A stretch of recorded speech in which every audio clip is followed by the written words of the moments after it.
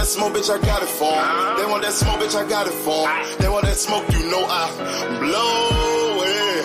They call me Sunny Monster for a reason. I'm really dripping, leave a nigga bleeding. I get the squeeze and leave a nigga. They want that smoke, bitch, I got it for 'em. They want that smoke, bitch, I got it for 'em. They want that smoke, you know I blow it. They call me Sunny Monster for a reason. I'm really dripping, leave a nigga bleeding. I get the squeeze and leave a nigga bleeding.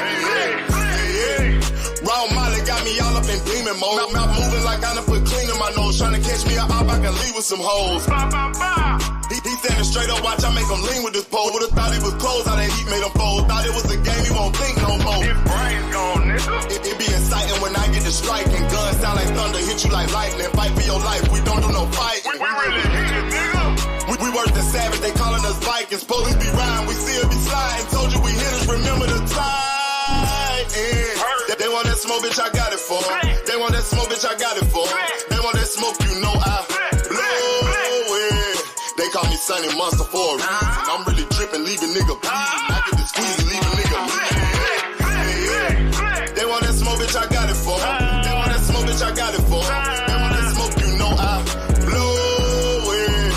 They call me Sunny Monster for a reason. I'm really dripping, leave a nigga bleeding. I get the squeeze and leave a nigga bleeding. How about I leave them holding like the Bible? AR-15, that's a high-pound rifle. A in the army and assassinate rivals. Break that shit down, nigga. AK to anybody kill. Hop out, get the drilling and spilling. 7.62 gon' split 'em. FN, that's for any fuck nigga. You a plug, then I'm pulling up, nigga. You my lunch, eat these bullets for dinner. 5.0, eat 'em up, eat 'em up. SK, smoke killer for show. Drum rounds and cripple ops Draco. I got 'em all, you don't want no. They want that smoke, bitch, I got it for 'em. They want that smoke, bitch, I got it for 'em. They want that smoke, you know I blow it. They call me Sunny Monster for a reason. I'm really dripping, leave a nigga bleeding. I get the squeeze, leave a nigga bleeding. They want that smoke, bitch, I got it for 'em. They want that smoke, bitch, I got it for 'em. They want that smoke, you know I blow it. They call me Sunny Monster for a reason. I'm really dripping, leave a nigga bleeding. I get the squeeze and leave a nigga bleeding. Y'all know the fuck.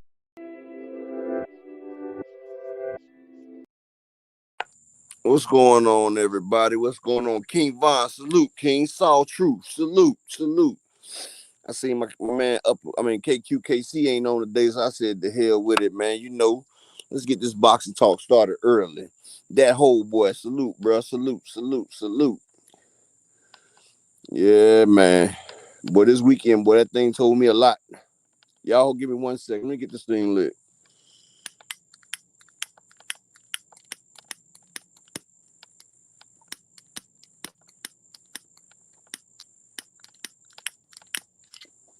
Yeah, my damn lighter messing up. Hold on 1 second, y'all.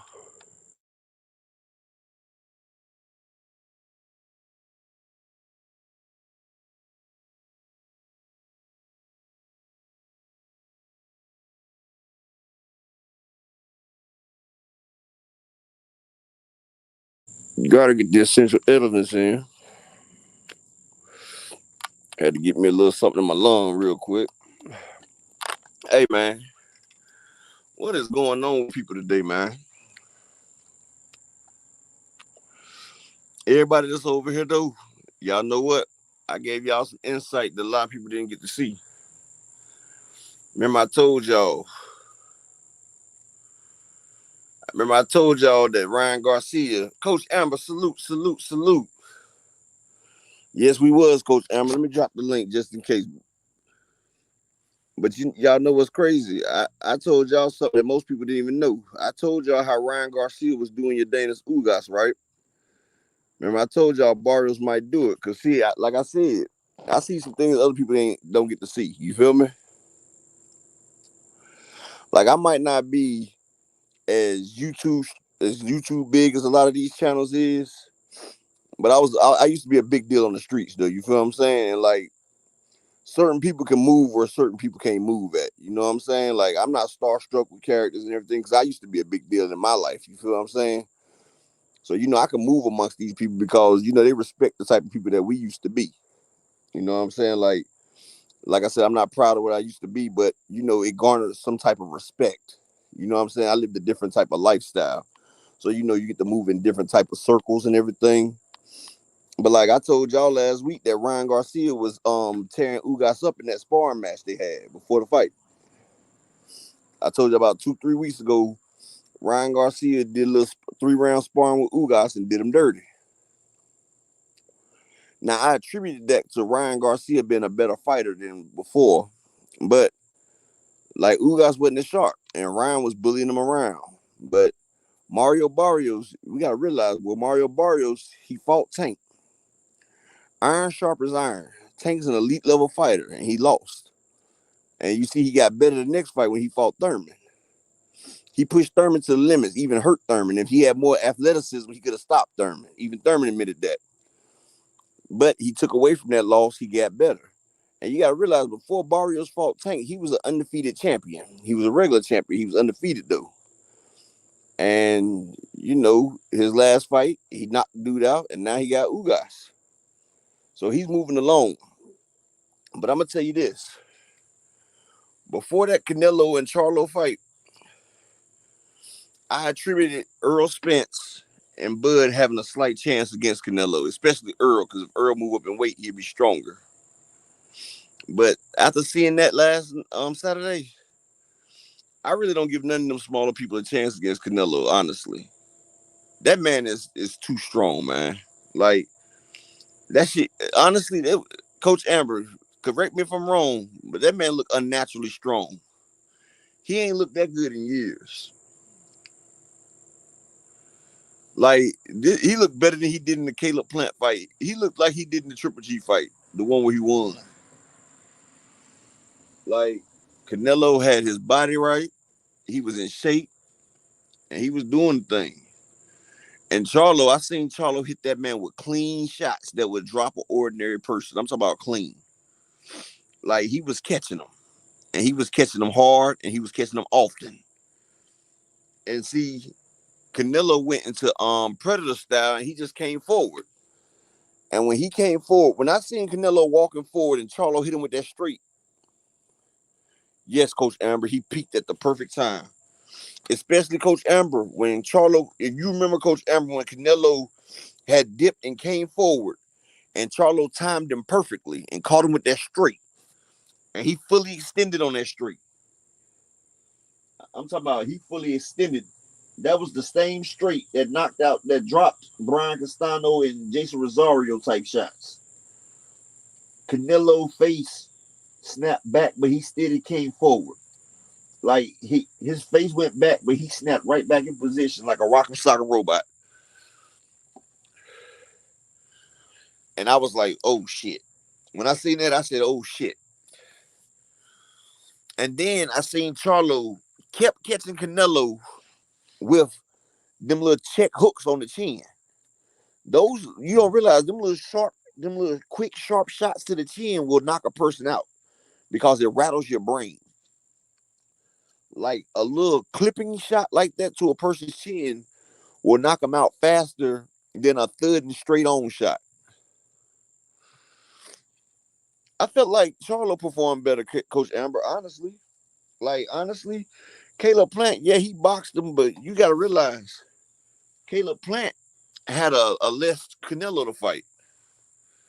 Like, the Canelo that Caleb Plant fought got tired.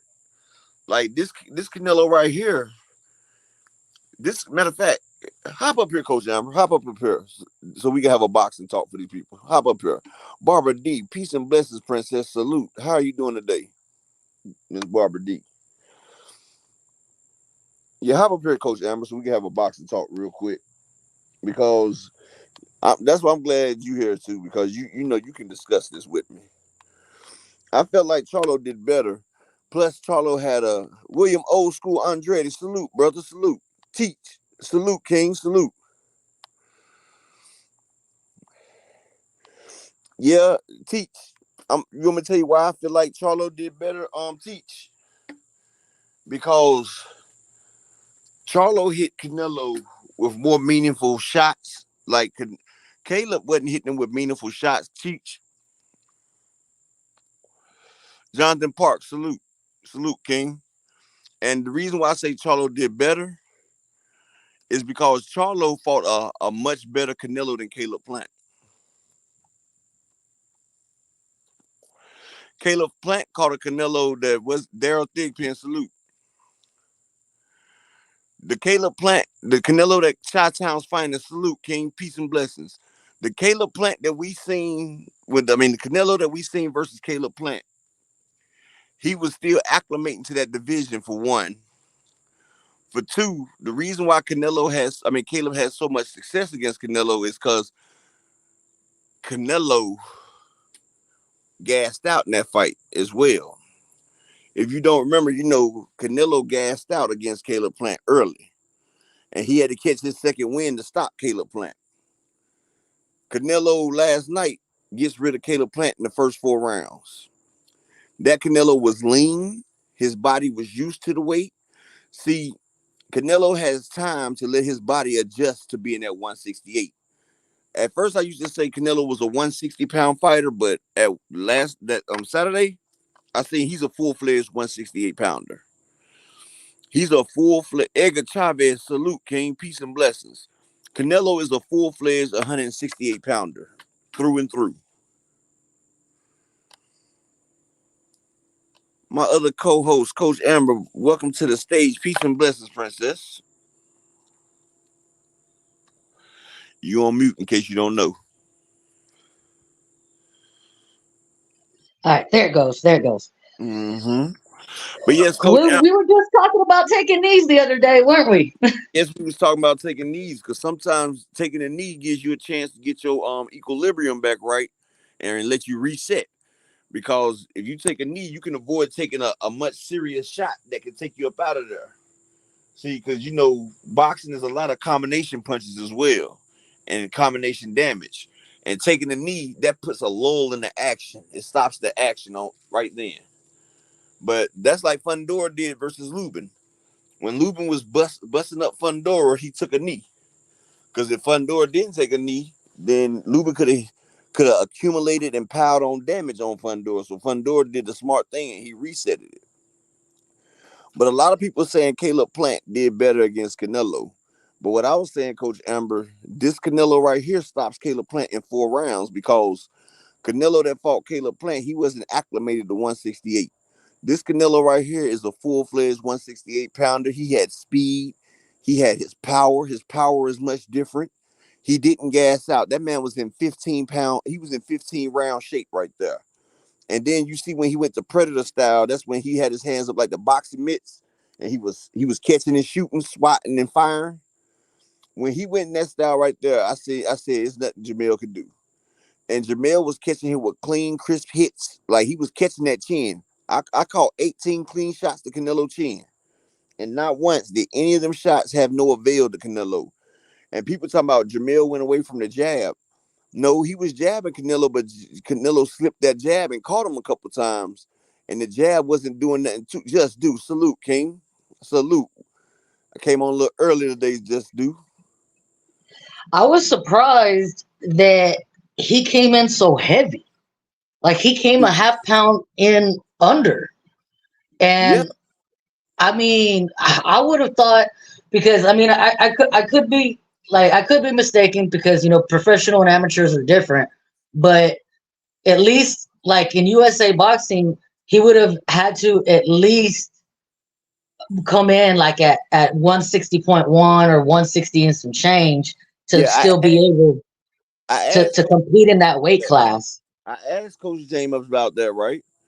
And Coach James was like they had got intel of Canelo's power, so they was like Jermell has to get up a little bit more to absorb them shots.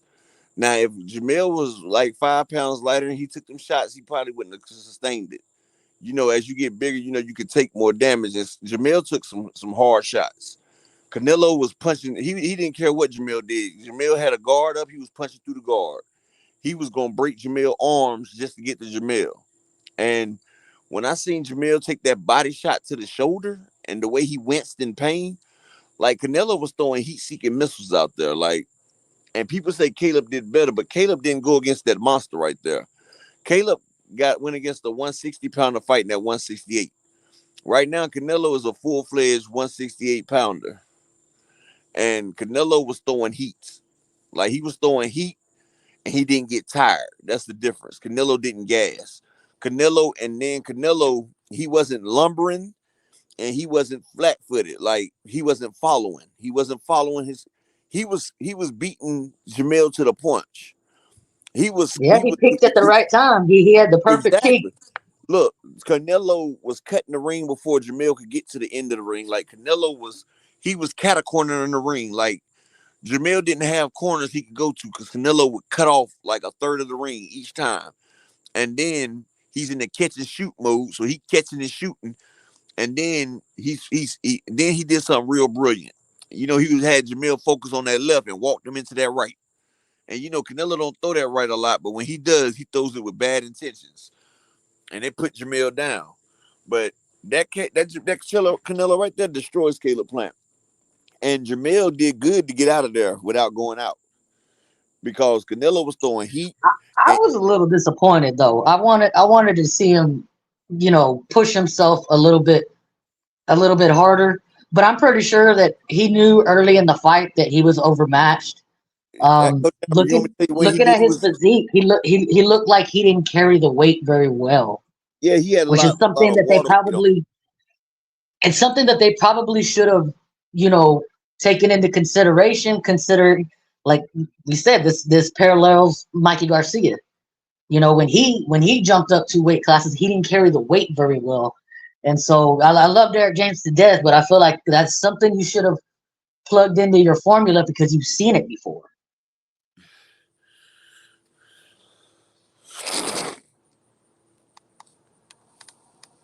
Yes, he did teach. He did do that right there.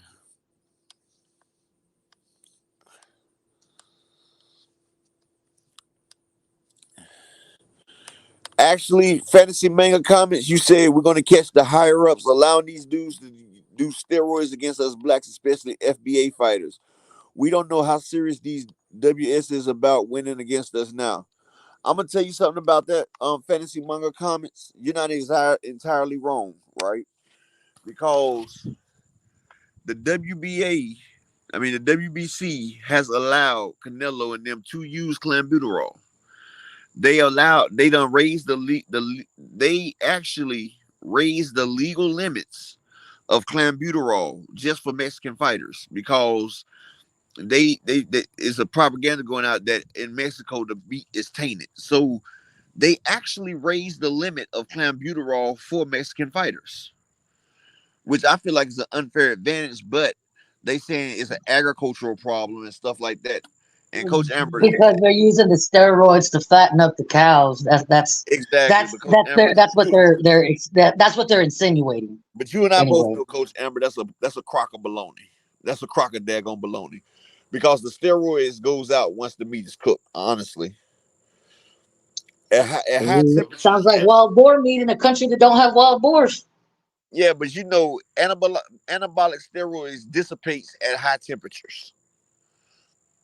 And plus the steroids is used on the meat. It's not still lingering, especially when you cook it. Flawless Dr. Mars. Salute, peace and blessings, King. How you doing today? But see, yes, they raised the legal limit of clenbuterol for Mexican fighters now. So, hey, Key, hop on stage, Key. And I gotta put something for you in private chat too, Key. But hop up here. I don't like, accusing fighters of being dirty, but I mean, in Canelo's case, he popped. It is what it is. Um, No, but it is. But and they made it good. They made it oh, he legal. had a perfect mix this time. He had the Now, perfect mix this time.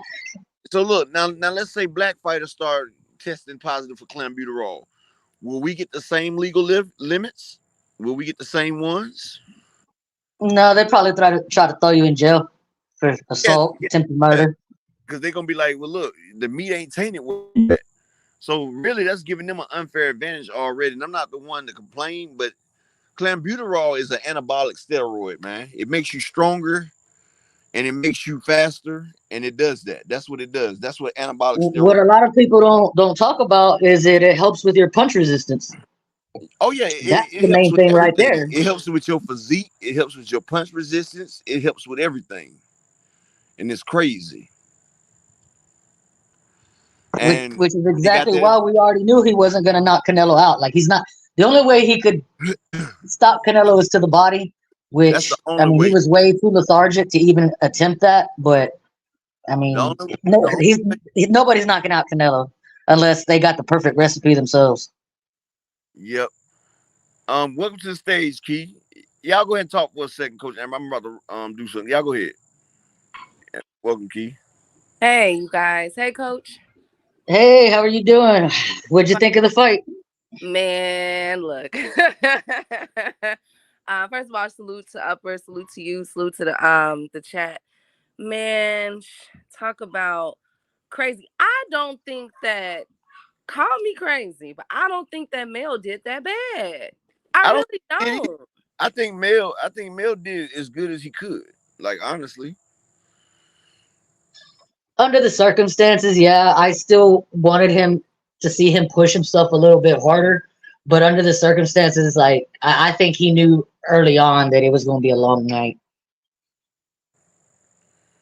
I think so too, but I don't think he did that bad. I just felt as though whatever plan that they worked out, that Derrick James and them had for Canelo, it got disrupted. But that's what great fighters do. You are supposed to impose your style on the other fighter.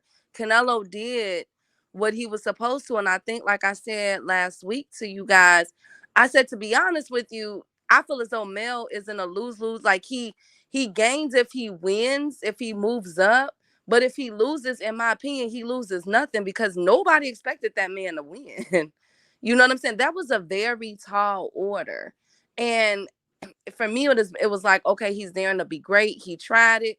He said he wants to go down to 154. I truly believe he should maybe try to stay around in that 60s weight class for a little bit, maybe, but he knows his body. I can't tell him. Honestly, I think Jermell should Bruce Gas and Jazz salute. IFF salute. I think he should probably go back to 154 because if people don't remember, Jermell Charlo was a beast at 154, right? Jermell Charlo, the big brother. He was knocking everything out. John Norris, salute, King.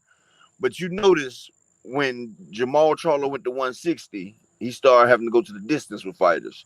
Fighters, people think like he should knock them out, but he didn't have to. He had to go to distance with these fighters because as you get higher weights, punch resistance goes up as well. And you gotta realize people are getting daggone hit by harder shots and faster and bigger people. You know what I'm saying? Well, not fast, but bigger people, and they popping things. Just like I said, like before this fight right here, I gave Errol Spence and Terrence Crawford a chance of beating Canelo because I seen Canelo was washed. I said he gets gassed out in fights and all that. But after seeing that fight versus Jermell and seeing him take 18 clean shots, I seen him take 18 clean shots to the chin. I'm talking about debilitating shots that will drop a normal fighter, especially a 154 pounder. Canelo didn't stop. He didn't pause. He didn't stumble. He didn't even acknowledge these clean shots, especially that clean straight that Jermell hit him with. A clean straight. And Canelo just kept coming forward like the man blew at him. And I said, no, Earl Spence, even if he at that weight, he doesn't stand a chance. Well, Earl got a different type of power, but still, Earl just coming up, he's gonna have to get a few fights at that weight class. And Bud, he has no chance. You gotta realize Bud's coming up from 135. Bud going up to 160, 68 is gonna be like Deontay Wilder and Fury 3. Deontay Wilder had too much weight on his body, and you see he gassed out and he wasn't able to perform at his high peak. And see, Bud may have the skills to pay the bills and he has the quickness, but one thing people ain't realizing is that Canelo right there cut off the ring. He cut it off. He made that ring very small. And Charlo is bigger than Bud, and I think he packs a little bit harder punch than Bud. Don't you realize Canelo will let Bud hit him and walk through it just to hit him? Let's just say Bud takes off 2% damage every time he hits. And he hits Canelo about 10 times so Canelo can get one. but Canelo hitting 70% every time he connects. The damage is going to add up. And what I forgot to think about, Canelo took shots from Triple G. At the time, Triple G's corkscrew punch was breaking people down. Triple G is a hard puncher. No matter what you say, the man has power. Canelo took shots from Triple G. Danny Jacobs, he took shots from Bivol. And not only that, Canelo took shots from Sergey the Crusher. That's what I'm about to say. Sergey the Crusher Kovalev. Sergey the Crusher Kovalev has killed the man in the ring with his punching power. And I went back and looked at Canelo and Kovalev. Kovalev caught Canelo clean a few times, and Canelo ate it like it was daggone Denny's, and was like, it's a Rudy Tooty fresh and fruity, and give me more, sir. And then, if you think about the Triple G fight, look how many times Triple G caught Canelo clean before he finally budged him a little bit. That man, Canelo, has a chin of granite, and I'm not saying he got it naturally. Because like I said, they got that clenbuterol in their shit. But we have to recognize and understand that they've raised the limit of juice for Canelo. And they've raised a reason for Mexican fighters. They raised the limit for it. And we got to understand that. And an unfair advantage is an unfair advantage. But the WBO has mandated, well, the WBC has mandated and has legally raised the limit of clenbuterol. Derek Choice. Canelo couldn't stop Jermell because Jermell was defending himself, dude. Like, Derek Choice, I seem like you act like you have something against me, bro. I don't really care. I really don't. You act like a casual when I'm trying to explain boxing. I used to box. I'm telling you this. Jermell Charlo saved himself. The man got dropped with the straight to the body. Look, Jermell Charlo was taking shots just like Mikey Garcia didn't get stopped by Earl. Great fighters know how to defend themselves. Jermell engaged only when he knew he couldn't get hit back. He was catching the man clean. He did, especially in the not to cut you off, Upper, but especially in like the fourth. It was the fourth and the sixth round. Even in the seventh round before the knockdown, he caught him with something. That's why I'm saying I don't understand why people are thinking that he did a horrible job. No, he did the best that he could with what was in front of him, because Canelo kept that high guard, come forward fight position all fight long. It's called predator stance. It's called predator catch and shoot stance. And Derek Choice. Right. Hold on one second, Key. I'm not disagreeing with you. I feel like Buzz leagues above Jermell Charlo in the talent department. Yes. And I feel like if they was the same size and they was the same weight and they was acclimated, yeah, I feel like Bud would have the advantage over Jermell. But what I'm saying is, people don't realize it takes time for your body to get used to a weight class, bro. That's what I'm trying to explain to you. Bud jumping up to 168 is not going to be pure muscle unless he's juiced. You can't just jump up the weight. It takes a person a year to put on around 8 pounds of muscle, bro. Listen to what I'm saying. Around 8 pounds of muscle, it takes about a year to put it on correctly. We literally just saw this man jump up 2 weight classes at the struggle, but I'm supposed to believe that Bud is going to jump up 3 and be He-Man, be Superman? Like, come on now. You got to realize look, this is the equivalent. Let's just say Naoya Inoue jumping up to fight Boots. That's the same as Canelo and Bud, except for 1 pound difference. So if Naoya Inoue jumps up to fight Boots, that's the same thing as Bud jumping up to fight Canelo. Think about it. The long-term effects, Barbara D, it could cause liver damage. It causes liver damage, problems with the kidneys. And steroids is bad for your liver and your kidneys, basically. And it can get blood clots. But they like you said at the beginning of the show, we were literally just talking about taking knees. That if things go wrong for Charlo, do what you got to do and take a knee and get yourself together. And that's exactly what he did. Yeah, I think that was what, the second round, something like that. Yeah. And then too, what I also thought was interesting Um, I'm glad you said that, John Nori. I'm gonna cook on that after Keith finished talking, John Nori. what I did also find interesting was how okay, I like Canelo. The only reason why Canelo is not on my pound for pound is because of the steroids, right? But other Yeah, than that, but that's the only reason I ain't got Canelo on the man. yeah, 2 losses with 59 wins. Come on now. exactly. He's a hell of a fighter. I But I know always he didn't said get it that. naturally. He didn't get it naturally, and I can't. Right. But And yeah, go ahead. one thing I did want to add in real quick, Upper, was that I'm gonna be honest with y'all. I've been watching Canelo for a long time. The only difference I saw within this fight was his stamina. He had a very Exactly. good stamina, but he didn't show anything of the old Canelo. And I'm not saying that he's supposed to, because I know the man got 100,000 fights underneath his belt. You know what I'm saying? Time is the ultimate winner in all of this when it comes to all of us. But I just want to say the only thing I saw the difference was the stamina. I Exactly. didn't see anything else. So I do believe that he has enough to beat Benavides, but when it comes to Morrell, I think it's a problem. Exactly. I said he'll beat Benavides, but he won't beat Morrell. But John Nori, to expound on what you said y'all worried about power. Did Floyd beat and Bivol beat Canelo with power? Now I'm about to explain this to you, and this is from a boxer's point of view. Floyd and Canelo fought at 152, John Nori. They fought at 152. Canelo also came into the ring about 20 pounds heavier, about 170 something against Floyd. That's correct, right? Canelo's base weight and his base muscle exactly was 152. That was his body's base. That was his body's base. You understand what I'm saying? You know how a person has a base and then they have a possibility.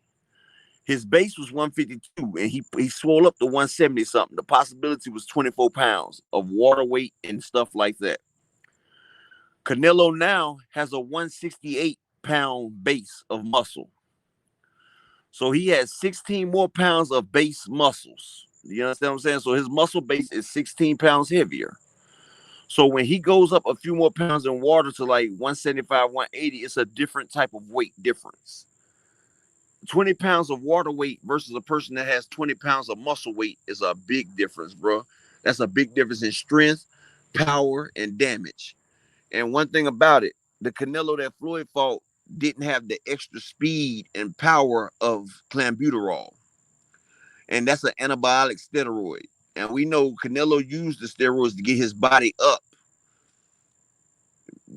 See, John Nori, a small fighter can't do it with Canelo now because Canelo's not that. He's not big in stature. But what Bivol is a 175-pound fighter. And Bivol could take Canelo's power to dish it out. Yeah, he was rinsing and repeating, but Bivol had to take a few of them shots too. He was getting hit on the arms and stuff. A lot of fighters can't take Canelo's shots to the arm. If you block Canelo's shots, he can debilitate you. Look at the Callum Smith fight. Callum Smith was blocking a lot of Canelo's shots. And what did he do? He broke the man's arms up. See, with Bud coming up, if Bud blocks, Canelo could punch through the block. He punched through Mills' block. But what I'm saying is, you got to realize a person has 152 pounds of muscle versus a person with 168 pounds of muscle. If they was to clash, the 168 pounds of muscle would destroy the 152 pounds of muscle. And see, plus they raised the legal limit of clenbuterol for Mexican fighters. Mexican fighters are allowed to have clenbuterol in their system to a certain extent. So they can already come with steroids in them because the WBC raised the legal limit for Mexican fighters because they said Mexican fighters have messed up meat. So they have steroids in their meat. Right? It's true. It's true. It's true. Their meat is messed up. So they're allowed to come against us fighters. Their water is messed up. With already an unfair advantage because of where they're located. Their agriculture is messed up, so their meat is messed up. So they already get to come with something in their system. They raise the legal limits of steroids up. Okay, John Nori, but you got to understand, if Canelo goes into the catch and shoot what he will stalk Bud down. He will stalk him down. He will walk through what Bud does, and he will attack.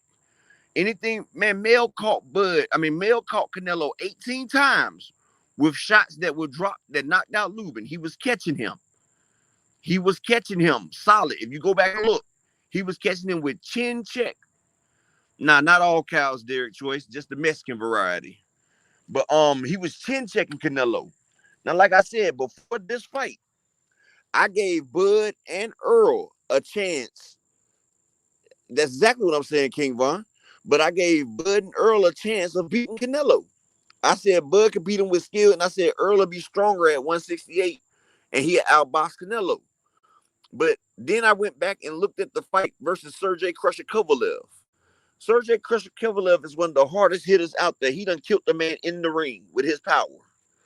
Canelo was taking brute force shots from this man to the head and walking through him and knocked the man out. Ball is a 175-pounder with power. Canelo was walking through Bivol shots, but the jab just kept him back. But he was walking through Bivol power shots. Bivol stopped throwing power shots because he knew he could get clipped by Canelo. Canelo throws at such a hard rate. His body he has a short, cocky, wide body.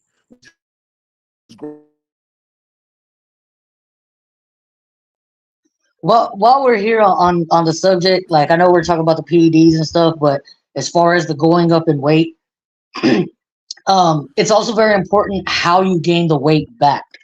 I'm not gonna pretend to be an expert because I stick to what I know, which is Olympic style. In Olympic style, we have same day weigh-ins. So we weigh in that morning and then we fight that day. But that's what I'm saying. Like I said, yeah, you can't do that in the pros because you're fighting 12 rounds versus fighting 4. And it like if you don't gain the weight back in the right way, it can be detrimental. Like if my fighter, like if he rehydrates properly and I give him like, let's say Pedialyte, the lime flavor, whatever. If that's what works, then we do it. We do it every fight. Don't change the flavor. Don't change the brand. Like, don't change anything. How you rehydrate is very, very important. Yeah, because it's how you're going to give your muscles their energy and how they can store it. Because your body will go in survival mode, right? And it won't put out the oxygen that your body needs because if it feels like it's not getting enough. Aaron Muhammad, salute, King. Peace and blessings. If it don't feel like it's going to get the right nutrients, it'll hold back. The body will sit there and go in conservation mode and hold back and not give your body what it needs. And like I said, Bud has all the skills to beat Canelo. He just doesn't have the size. Now, if Bud, even Roy Jones didn't just jump weights like that. Roy had to jump up from 154 to 160. Then he fought in 164 a time. Then he went to 168, fought there for some time. Then 175, fought there for some time. You just don't keep jumping up and going up. He had to fight there and get acclimated before he jumped up. Because when you got a short, quick fighter like Canelo, he can cut the ring off and he can make the ring very small. And I said before, if he follows Jermell around, Jermell could keep popping him and popping him. People think Jermell's just a sit-down fighter. No, Jermell was a lateral fighter until he met Derek James. Jermell has great lateral movement. Great lateral movement. Charlo was hitting this man with everything right to the button. He was catching them right on the button. Shots that would drop normal 154-pounders and maybe a 160-pounder. Canelo ate it like it was biscuits and gravy, man. The man hit him with a straight. I'm talking about a straight while Canelo was punching. He timed it. It's called a counter punch. A counter punch is a punch you don't see that will put you on your ass.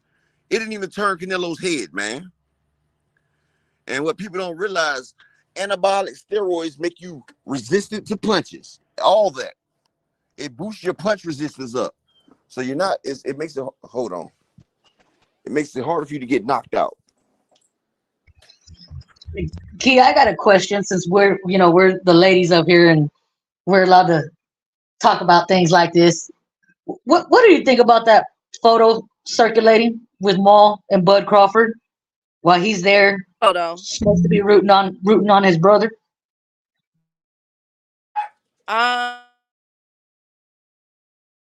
You mean the photo with where he was? You mean with Jermell and Bud? Is that what you're talking about? Yeah, with Maul, his wife, and then Bud and his wife. You will okay. So I know that this is a sport, and I know that that Yeah, but we're women, so we can talk about it. okay, but let's talk about it. Okay, yo, that was some bitch ass shit. I ain't even gonna lie to you. I don't know what the hell Ma was thinking. Like, that's the op, bro. He just came at your whole brother. I don't get down like that. I'm sorry. Like, I wouldn't. And then not to mention, he been saying some little slick stuff. You know what I'm saying? And he came at y'all boy Spence. I don't know about all that. What do you think, Coach Amber? If like, that's my perception. I didn't really care for that. I felt like he was being a little too friendly. But maybe again, it's the sport of boxing, so they really don't hate each other like that. What do you think? Well, you know, My Bud's always had respect for Jermell because you remember he even told Jermell, he said, "I'm cool with your brother. It's you I don't like." So you know, Bud and Jermell always had, you know, they was always cordial. Well, you're right about that, Upper, but that wasn't my issue. Actually, my issue is probably isn't what anybody think it's going to be. I mean, granted, I feel like that was a little bit of a low blow, but like I said, we're women, so it's different. You know, it's a little bit different coming. You know, if we were males talking about it, but Are you talking about the women? um, here's my thing. Like, I knew you was he finna go knows there. damn well me I and knew his you was wife are finna go there, Coach beefing. Amber. Yeah, we hands and we gonna cluck today. Like, it's like, bro, like you're like, I'm not gonna put all their business out there, but you know damn well what your wife has done to Mel, running up, kicking the door of his car. Like, there was a reason Man. that the wives fought. There was a reason for it because she tried to attack Mel, and then that resulted in when the next time she saw her, they ended up fighting. But it's like, I've gone through that, with my family. Like, if the person I'm with, doesn't get along, you know what? Just I'm gonna go see my people real quick. Stay home. I'll be right back. You know, Yep. like, because that kind of adds insult to injury. It's like, bro, like, you already know that we have all this drama. Hey, that's your life. That's your wife. That's cool. But like me, if I'm going to support you, like, I'm gonna be like, you know what? I'll be right back, or at least stay at the hotel. I'll be right back. I don't know. I guess I don't know. Women see it differently, I guess. No, and I thought that you meant like just with the two men, because I still saying like, if somebody was to come at my sister like that, you feel me? Yeah, or Ain't even no if it would have pictures just been being taken, ain't Bud none and of that. Maul, it wouldn't have looked as bad. But because, Not a wife. yeah, like, it was Wow. kind I of mean, I like, get that, and I just feel like, okay, was it chopped up beforehand? You know what I'm saying? I don't know. I just feel as though that whole situation is messy. I'm glad that he was there.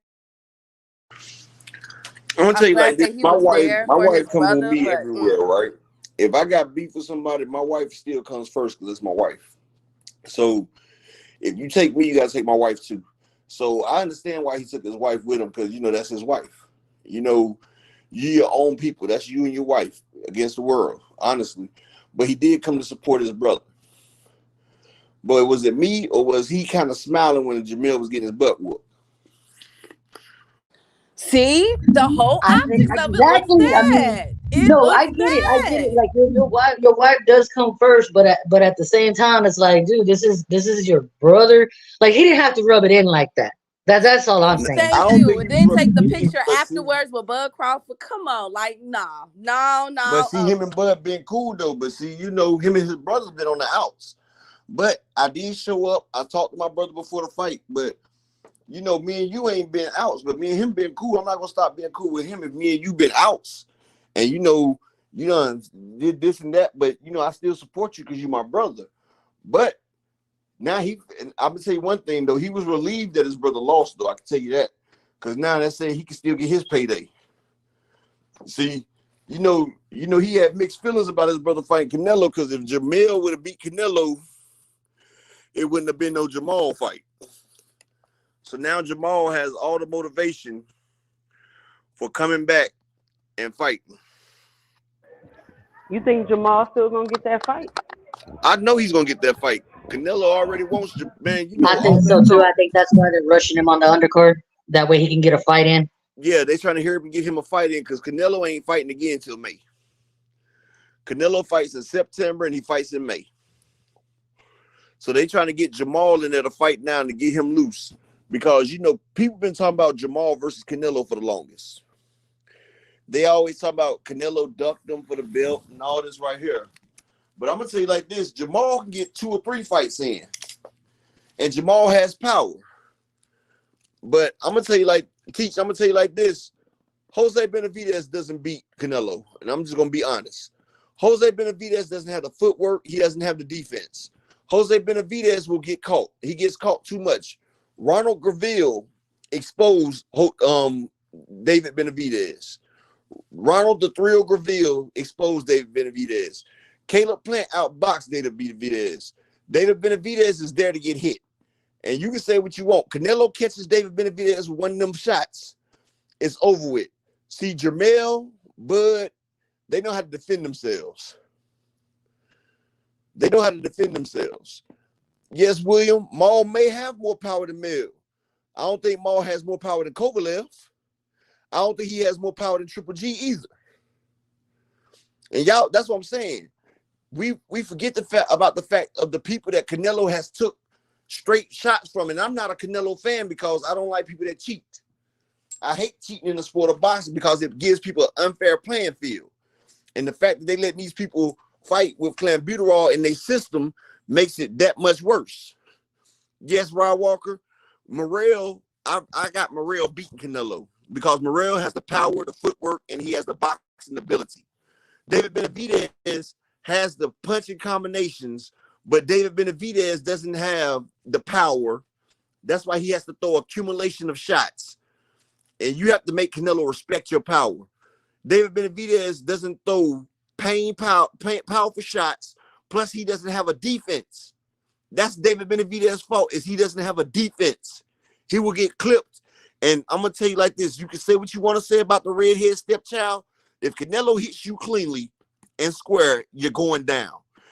He couldn't catch Jermell cleanly like that, but he was punching through Jermell's blocks and everything, and Jermell felt it. If you looked at some of them shots, Jermell was blocking and still was wincing because he was getting hit with some thunder. That man was throwing heat out there. And when you got anabolic steroids, you can do a lot more with your shots. Like, you got a lot more power. You got a lot bigger reserve tank. You got a lot more energy. Your stamina is up. Your punch resistance is up. It's like if you ever watched The Witcher, when the Witcher takes his secret drink, you know, he turns into a monster. And I don't even think David Benavides gets past Demetrius Andrade. It's a reason that he ducked Demetrius Andrade before. He was supposed to fight Demetrius Andrade over a year and a half ago, and y'all forgot he turned the fight down. They said it was too big of a risk and not enough reward. But he fought Demetrius Andrade now because it was either Demetrius Andrade or David Morrell. So he took the lesser evil, which was Demetrius Andrade. That's the only reason he's fighting Demetrius now, because he didn't want that Morrell smoke. And Canelo is definitely not fighting David Morrell. But he would definitely get in the ring with a Jermell. And then they got a storyline for it because Jamal's been calling him out all the time. And if y'all look, Canelo didn't even sit down at the end of the rounds. Like Rod Walker just said, the man was standing up. The man was iced up, man. The man was in his zone, man. The man was hyped up to the gills. The man, his clenbuterol level was on 1,000, and he was ready. He was clammed up that night. And what makes it so bad is in our face, they sit there and raise the legal limit in our face, and people don't say nothing about it. Okay, if you see your beef is tainted with steroids, then eat chicken and pork then. Well, not eat pork, but eat something else. Come on, man. So I got a question. Go ahead. Or I got give my 2 cents. I feel like people are just saying they wanted Charlo to get knocked out. Because before the fight, we all knew Charlo had 2 choices. He either was going to outbox Canelo for 12 rounds, or he was going to get knocked out. So I feel like once he went in there and seen that power wasn't what he thought it was going to be, he went into survival mode. Like Mikey Garcia. Because what other option did he have? Mikey Garcia went in survival mode. That's what people don't realize. It's hard to knock out a fighter in survival mode. Mikey Garcia or Jermell Charlo? You say what? I said, who wore it better, Mikey Garcia or Jermell Charlo? They both fit. Well, Spence don't got the power Canelo got. I feel like because Charlo was still when he would catch Canelo wide open, he would still throw clean shots, like clean knockout shots, and Canelo and hit Canelo dead on the chin, and Canelo still didn't budge. Canelo dropped his hands and walked forward. He was exactly. That's what I'm telling people. And you can say what you want. Jermell has power for 154. We've seen him put Lubin out with one shot. We've seen him fold Brian Castano. We've seen him destroy Rosario. We've seen Jermell hit people. Canelo took Jermell's best punches and dropped his hands. Yep. And then also Canelo. Yes, John Norrie, he had all the openings, but even though I'm gonna tell you one thing about boxing, John Norrie, that you might not realize. It's different when you throwing a power punch than a quick punch. When you throw a punch with power, you are punching through your opponent because you're putting power into it, you're putting torque into it. And the one thing about throwing a power punch, when you throw a power punch, that gives you less chance to defend yourself from a counter than a jab or a quick shot, because you committing to the shot and you punch it through. So if a person walks through it and fires, they're going to catch you before you get your hands back, because it's a lot easier to get your hands back from a jab or a quick shot than a flush power shot. Am I right, Coach Amber? I was just about to say that's the difference between the and the Exactly. That's the difference between the whip and the cutting shot. When you go over them, you get hit with a counter, it's over with. But I will say this: it did look like Charlo almost dropped Canelo in like the 11th or 12th round, but it looked like he came in to clinch because he thought Canelo was gonna throw something back. So it looked like he rocked him in that 11th or 12th round. He caught his ass clean, right? But only thing it did, Canelo turned his head, but it didn't stumble him. Canelo's feet were still granted. He was still granted. Jermell was catching him. Look, I told you I counted over 18 clean shots that should have been knockout shots. Now, he hit Canelo more than 18 times, but I seen 18 shots, and I went through and counted. I seen 18 shots that Jermell, and this is a former boxer, I seen 18 shots that Canelo got hit with that should have knocked him out if he was a 154-pounder. 18 shots. And that's why I said and that. And I feel like if it wasn't Charlo and he wasn't a PBC fighter, the conversation would be different. I feel like it would be, oh, he dared to be great. He went up 2 weight classes. Canelo was just too big for him. Because I don't know what they wanted Charlo to do once he seen that the game plan wasn't going to work. And not to mention, he's a Derrick James fighter. They just couldn't wait. Like, how is Derrick James? Yeah, they just wanted to blame Derrick James. They are dragging Derrick. And I'm like, yo, he was giving that man perfect instructions. It is up to the fighter to do it. But he could not do anything with a Canelo. And I understood, but I understand. But again, going back to my original point, I don't think Charlo did as bad as everybody is trying to say he did. And to be honest with you, I think that payday finna be 20, 25 mil. He fought the perfect fight to me for that. That fight made me feel like Charlo's finna beat everybody at 154, and he probably can go take over 160. That's what I said. That's exactly. I said he needs to stay in the 60s. No, he don't need to stay in 60s, because you see Jermell Charlo had problems at 160. Jermell Charlo, look, that 6 pounds it matters. You see, Jermell Charlo was knocking everything out at 154. It wasn't the same case at 160. He was fighting people. People thought he should knock them out at 160, but he didn't, because it's a different breed of animal when you get 160. Just like 135 is a different breed from 122. Just like 140 and 147, you got different breeds of animals. Each for every 3 pounds you move up, it's a different level of punching power. 3 pounds of muscle, I'm gonna do it like this. 3 pounds of muscle is equivalent to at least 70 pounds PSI. So if you come up, like they say, each pound is equivalent, depending on the fighter, each pound of muscle is equivalent to 15 to 40 pounds PSI. So if you go up 7 pounds, you have a chance to get between 30 to daggone 80 pounds of pressure on your shot. Really. I could see that, especially if the fighter knows how to rotate it and torque on their shots. I could see that. Yeah. Yes, you're right, John Norrie. Mel and Maul could be 175 pounders. They could be. But they would have to adapt to that. Roy Jones was a 154 fighter. When he came to 154, he went to 160. He stayed at 160 for like damn near 20 fights before he went to 168. He stayed there for like 5. Then he went to 175. He stayed at 175 for quite a few, for like 3-4 years before he tried to fight John Ruiz at heavyweight. He gave his chance. He gave himself time to build the muscles. He gave himself chance. That's why when he first moved to the division, he wasn't fighting the top name guys because he was giving himself time to build the muscles. Like I say, and King Von, you're right. When Wilder fought Fury the third time, you see he put on that extra weight. And he was like a dead fish in the water. He couldn't carry the weight. That's how Bud's gonna be if he puts on 21 fucking pounds. Your body, man, 21 pounds. Do you know how much stamina that takes? Jermell put on. Man, that Bud talk is ludicrous. They just need to stop that. I hope you know something. No, I want him to get in there with him now. I really want Bud to get the Canelo fight. I really want Bud to get the Canelo fight. I pray that he get the Canelo fight just so people can see the difference.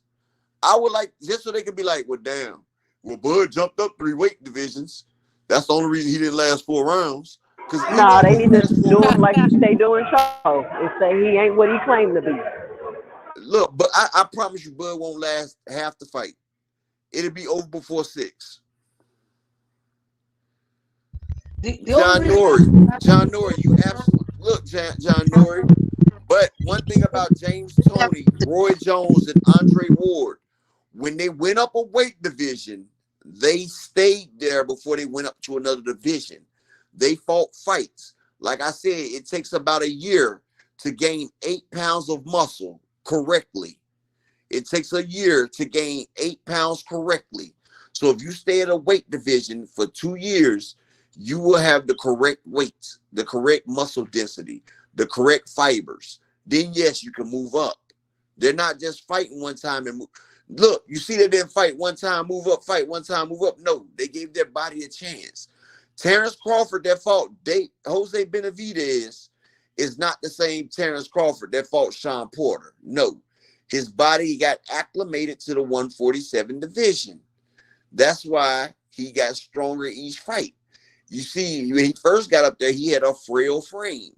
Now he has shoulders and everything. It took him 5 years to get his body like that. That's what y'all not understanding. Exactly, Rod Walker. Canelo doesn't negotiate with nobody. It's take it or leave it. And Bud might not even get a percentage. He might get a flat fee versus Canelo, honestly. And then not to mention, I just feel like this. If you're going to fight, I understand, let him be great. Fight Canelo. But why not corner him? Fight the winner of Andrade and Benavides first. Then go to Canelo so he can't deny you. Like I just don't do that. I saw somebody say something like that in the comment section. They were like, "Well, Bud can just move up and be his mandatory." But I mean, if that's the case, why not fight the winner? But he just wants to go straight. He wants to skip the line, and everybody else that's been waiting around. I'm gonna say something. I'm gonna say this right here, right? As a boxer, Bud, and I don't hate Bud, and I'm gonna tell you this: Bud doesn't have really a chance against none of the top 168 pounders because they're too big. But I will say this: Bud has a better chance of beating David Benavides than he does of beating Canelo, and I give Bud a better shot of beating David Benavides than I do of him beating Canelo. I think Bud has a way bigger chance to beat David Benavides than he does against Canelo Alvarez, because I think Bud can take David Benavides' power, and I think he'll outbox him because David Benavides has bad defense, and I feel like Bud. On the power, you think so? I said over Canelo. Oh, okay. John Norrie, Bud is not a money fight for Canelo. Bud is not a money fight for himself. And I'm just being real. Canelo biggest money fights is David Morrell, David Benavides, and Bivol, and Jermell Charlo. Those are his money fights, not Bud. I'm just being honest. Shout out to John Norrie. Shout out to John Norrie. I do Norrie think is actually one. John Norrie, Rick Timms, and Stoudemire and Chillville, they are actually reasonable Bud fans. They're not with John Norrie on the fence sometimes, but you know, because now he's thinking that Bud gonna beat Canelo, but he's not. They're not as bad as the other ones. Bud best bet is to fight Charlo, and he already trying to duck the fight. Because him acting like Charlo had to beat Canelo to get a fight is crazy to me. Yo, that shot, you know what, 2 cents, you just that was a great assessment that you made, because I mean, I get it, you 2-time, you know, undisputed and all that, but I mean, let's be clear, who the F are you? You feel me? Like, exactly. that was like, so uncalled for. You like, telling me I gotta beat Canelo to get a fight with you? With No, you want to fight like, with me. is it You want to fight with I don't me. Look, Bud ain't even Exactly. gonna translate great to 154, because what people don't realize is Jermell Charlo is a mover. He's a mover and shaker. Jermell Charlo is a skilled boxer, and he will box with Bud, and he will move with Bud. He's not gonna be standing right there, and then Bud has to deal with Jermell Charlo's power, and Bud's gonna have to deal with coming up with weight. So that weight will slow Bud down coming up. He will be slower with that extra weight on him. And so does that extra weight make him slow enough for Jermell Charlo? Does it slow him down? That's what people ain't thinking about. Tyrese Bowie, salute. And my man, I mean, Zach, everybody on here acting like Crawford is just this great super fighter. Let's be honest, y'all. His best win was a 30% Earl Spence. Where does Bud have this chin and this power and all of this stuff all of a sudden? That's why I want him to fight Canelo. Let him go ahead. Let him go. That's why I would love for get him it out of his system. Fight, just so everybody can see. It will be a rude awakening, and I would love for him to get that fight. I would love to see Bud versus Canelo, just so the people can see, like, wow, weight classes really do matter. Like, y'all not looking, but the weight that, okay, Bud's a great fighter, right? Inouye's a great fighter as well. So Inoue moves up the same amount of weight as Bud, right? And fights Boots. That's the equivalent of what Bud's trying to do to fight Canelo. Inouye's a great fighter. He destroys his division, but is he good enough to beat Boots?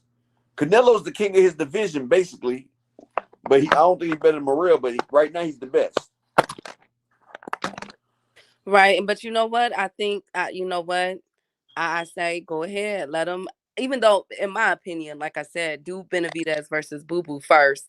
The winner of that then fight Bud, then earn your keep. You feel me? Your body will be acclimated to the weight, huh?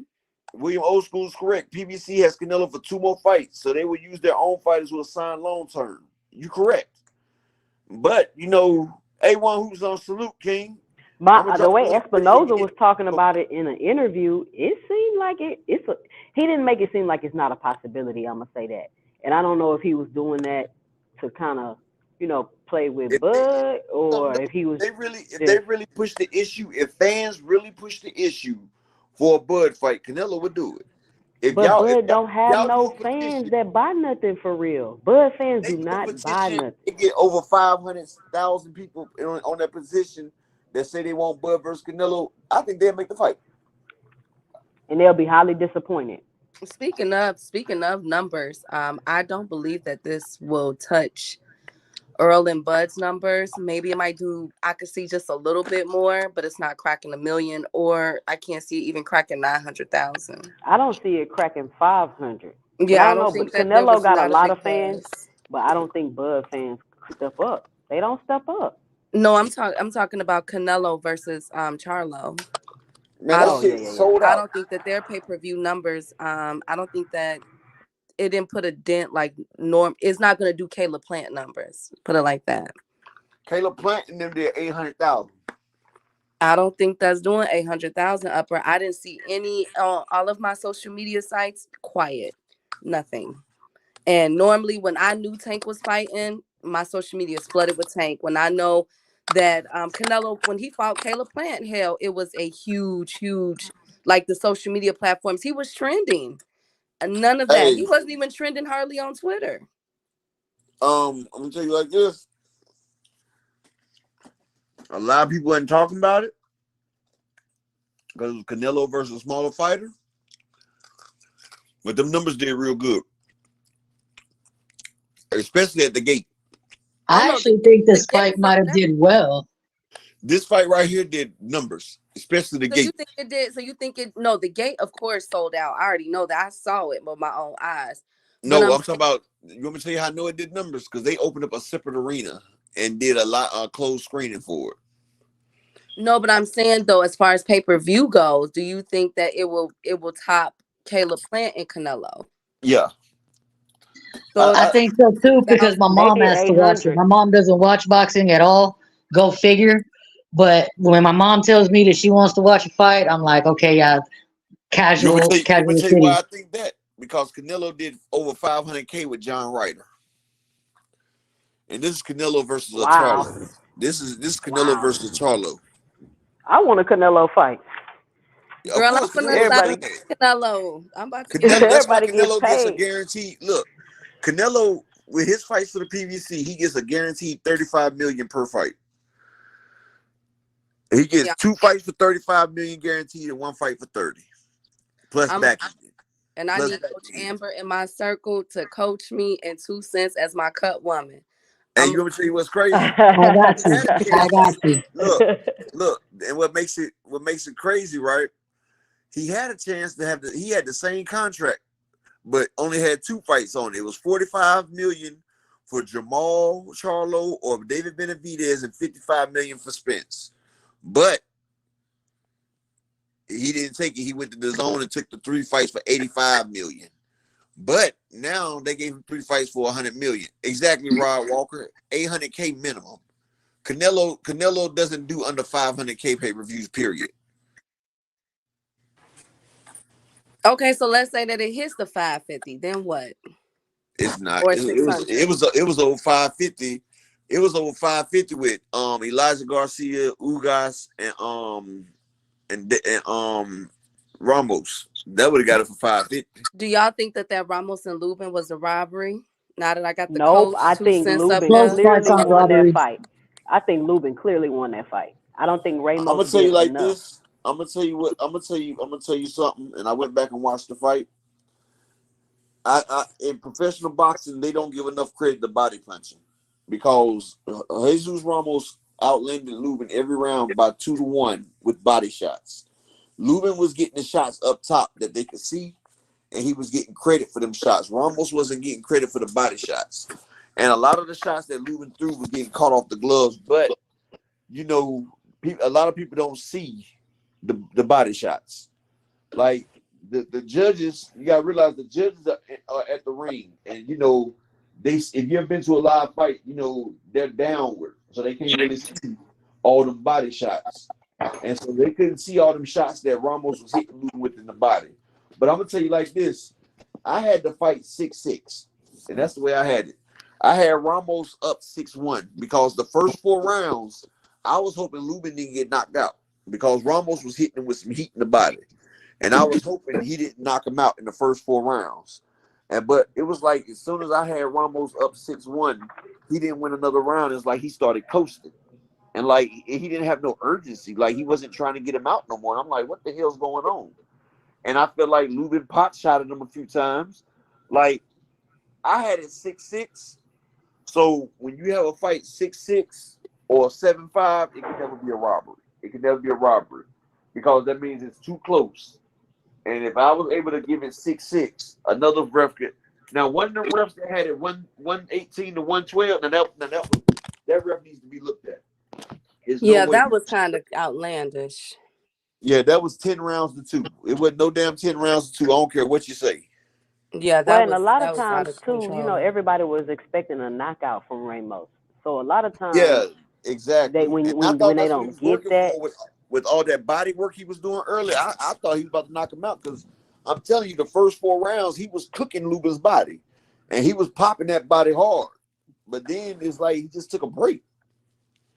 But like I said, Ramos wasn't getting credit for all them body shots because if you go back and look at it, everybody keep talking about Lubin outboxing, but if you look at it, Ramos outlanded him 2-1 to the body. But Lubin was getting a the lot of those headshots. body shots was being blocked too. No, they was getting blocked by his ribs and his stomach. He was getting hit to the body.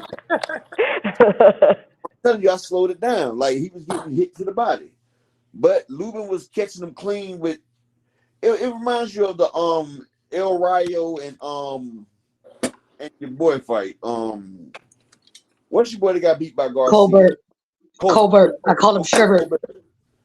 That's the way that fight reminded me of that. But like I say, whenever you have a fight that close, we use the term robbery too loosely. Whenever you have a fight that close, you can't call it robbery. And see, you don't leave it in the judge's hands as well. That's your fault when you leave it in the Knockout. judge's hands. Ramos You was need to go supposed ahead to. and handle your business and finish with Mike Biggs' boxing salute. You got to handle your business. They need to run that back. Ramos Yeah, was supposed to put him down, though. To be honest with you, Ramos exactly. was supposed to put him down because I didn't think Lubin had a chance. I mean, you He know did, that upper. but see, I didn't think Lubin had a Yeah, I chance. didn't think he had a chance either. I he thought it was going didn't to be a have a walk in the chance. park for But him. you know who I blame? He didn't have a chance. But y'all know who I blame for that fight? I blame Ramos's corner Yeah, they because laxed him. no, they took the urgency out of Ramos because they told Ramos you up 6-1. They said you got 6 rounds. You don't tell no fighter nothing like that unless you try and tell him to take his foot off the gas. First off, Ramos, this is the biggest stage you've ever been on. And you're supposed to be a star. They're trying to make you into a star. This is your coming out party. You're supposed to go ahead and put that man down with extreme prejudice. You on a Canelo card as the co-main. Like, that was the biggest egg you could have laid right there. You got a big name on a big stage. And you laid a goose egg. Basically, he laid a goose egg. Did you see how they were booing them? They were booing them. You know why? The crowd was undefeated, honey. Because look, I told everybody that these fights on this card I told y'all all these fights could be like fight of the year caliber. And for a card this great like this, you just had the Elijah Garcia and you just had the Barrios fight. How you gonna come on at the co-main and do this? How you gonna come That on? Elijah Garcia was a barn burner. I mean, they were out there chunking leather. If y'all That was my favorite fight of the night. I really enjoyed that. If y'all was Like they right were there, swinging, wasn't they, Coach? if y'all was there on KQKC, They were swinging for the fences. If y'all was on KQKC when he was calling the fight, then you know I sat there and said Amilcar Vidal and Elijah Garcia fight was like this. Amilcar Vidal was beating Garcia the first 4 rounds, and he was the underdog. Garcia was the underdog, and I said Garcia gets stronger. And he stopped Amilcar Vidal, Samson Liquid's fighter, the one that was supposed to be in line for a title shot. And I've been doing videos. If y'all know, I've been doing videos on Elijah Garcia. I told you this boy's the truth. He's just young. And around the 7th round, when they was fighting, I said, he's going to stop this man in the body. I say, he's breaking him down like he did Vidal. I said, Elijah Garcia is going to get him up out of here. I say, and look, as soon as I said that, the man stopped him. Because I watched that young boy. I even talked to him. I'm trying to set up to have him come on here and do a show. He said he's open for it. So one day I'm going to try to get him in here and have him talk to y'all people. Yeah, he did pretty good, man. He beat the shit out of Resendez. That was probably the best fight. Yeah, he's been on my radar for a while, and I I expected him to pull it out, but it ended up being more competitive than I thought. But I'm glad he was able to Nah, etch out the Resendez W. is a great fighter. Resendez is a great fighter. And that's one thing about Elijah Garcia. All his fights are against great fighters. Like he was the underdog. He was like I said, he was the underdog against Amilcar Vidal. Amilcar Vidal was the 16-year-old fighter from Argentina, the one that Samson was pushing. The one they was trying to have up next. They was gonna have him fight with Fundora, Amilcar Vidal. And Amilcar Vidal clearly beat Elijah Garcia the first 4 rounds. But they was slugging it out. Garcia was slugging it out. And you know what's funny, Coach Amber? What's that? Did you see what style Elijah Garcia was fighting in? I don't even remember, to be honest, because I mean they were chunking them. Like What style they did I tell literally you? like threw caution Look, to the wind. look, what style did I tell you I used to fight in, Coach Amber? That hitman, that old school hitman. Did you not see Elijah Garcia fighting? You see he had his Yeah, I front saw hand it. up. Did you see he was in my style? You remember he had the back hand down, the front hand up. You didn't see that? Yeah, yeah. Exactly. That's why I like this kid. I said, damn, he's in my fighting style right there. That way he could throw punches from every angle and all that. And he was doing it. I agree with you though. Like just to touch back on Ramos, I think that you're absolutely right that his corner did him a disservice by saying, "Hey, you're up," because I don't care. Like unless, first of all, if we're that comfortable up, then there's no reason for you not to just smash the gas. Yeah, if Now, you got if it's a comfortable up, we got competitive these fight, rounds. yeah, if it's a competitive fight, and I don't know, because some rounds are close. But if you were that convinced that we won, like I don't care if we're in a 4-rounder, and I know for a fact we won all 3, and we got 1 more to go, we're smashing the gas. Coach Now, if Amber. we're three rounds in, and I don't know, if we edged out every round, then it's a little bit of a different story. But Coach Amber, we're they on did him a pay-per-view. disservice. Look, we're on pay-per-view in front of a packed crowd. You supposed to be the next big thing. It ain't no go slow. This is your moment. This is what Canelo did on Floyd's undercards. When Floyd had him on the undercards, guess what? Canelo mashed the gas. When Tank was on undercards, Tank mashed the gas. This is the difference between being a pay-per-view star and a regular fighter. When you have the chance to be on stage, it's time for you to mash the gas. And Elijah Garcia mashed the gas. Mario Barrios mashed the gas. Ramos, he sat there and chilled. Big dose. Salute, King. And I'm gonna tell you what. Of course you can, Big Dose. I'm gonna drop the link. Everybody can hop on they want to, but Barrios was real impressive too. But I told y'all, but see, look, I told y'all before the Barrios fight that I just seen Ryan Garcia piece up Ugas, remember? I told y'all Ryan Yeah. Garcia looked great against Yordenis Ugas. And see, Yeah, I don't you even know. did say that. And look, I got reprimanded for saying that, and like I explained, I said I didn't think that would matter, but I wasn't supposed to say that, but I didn't know. And like I said, I'm from the street, I'm from the hood, so we slip up, but we still got our respect. But I didn't know that wasn't nothing we couldn't talk about. But like I said, I told y'all Ryan Garcia looks great right now. I sat there and explained to y'all that I seen Ryan Garcia in 3 rounds of sparring take Ugas to the bank and did him dirty. And remember, I sat there and said, so I don't know what Barrios should do to him because I seen Ryan Garcia, a 140-pounder, give Ugas problems. And that's why I told y'all to take Barrios, because Barrios went the distance with Thurman. He just destroyed the last fighter. And I just felt like Barrios was strong, and he reminded me of Garcia a little bit. So I felt like Barrios would get him up out of there, and he did.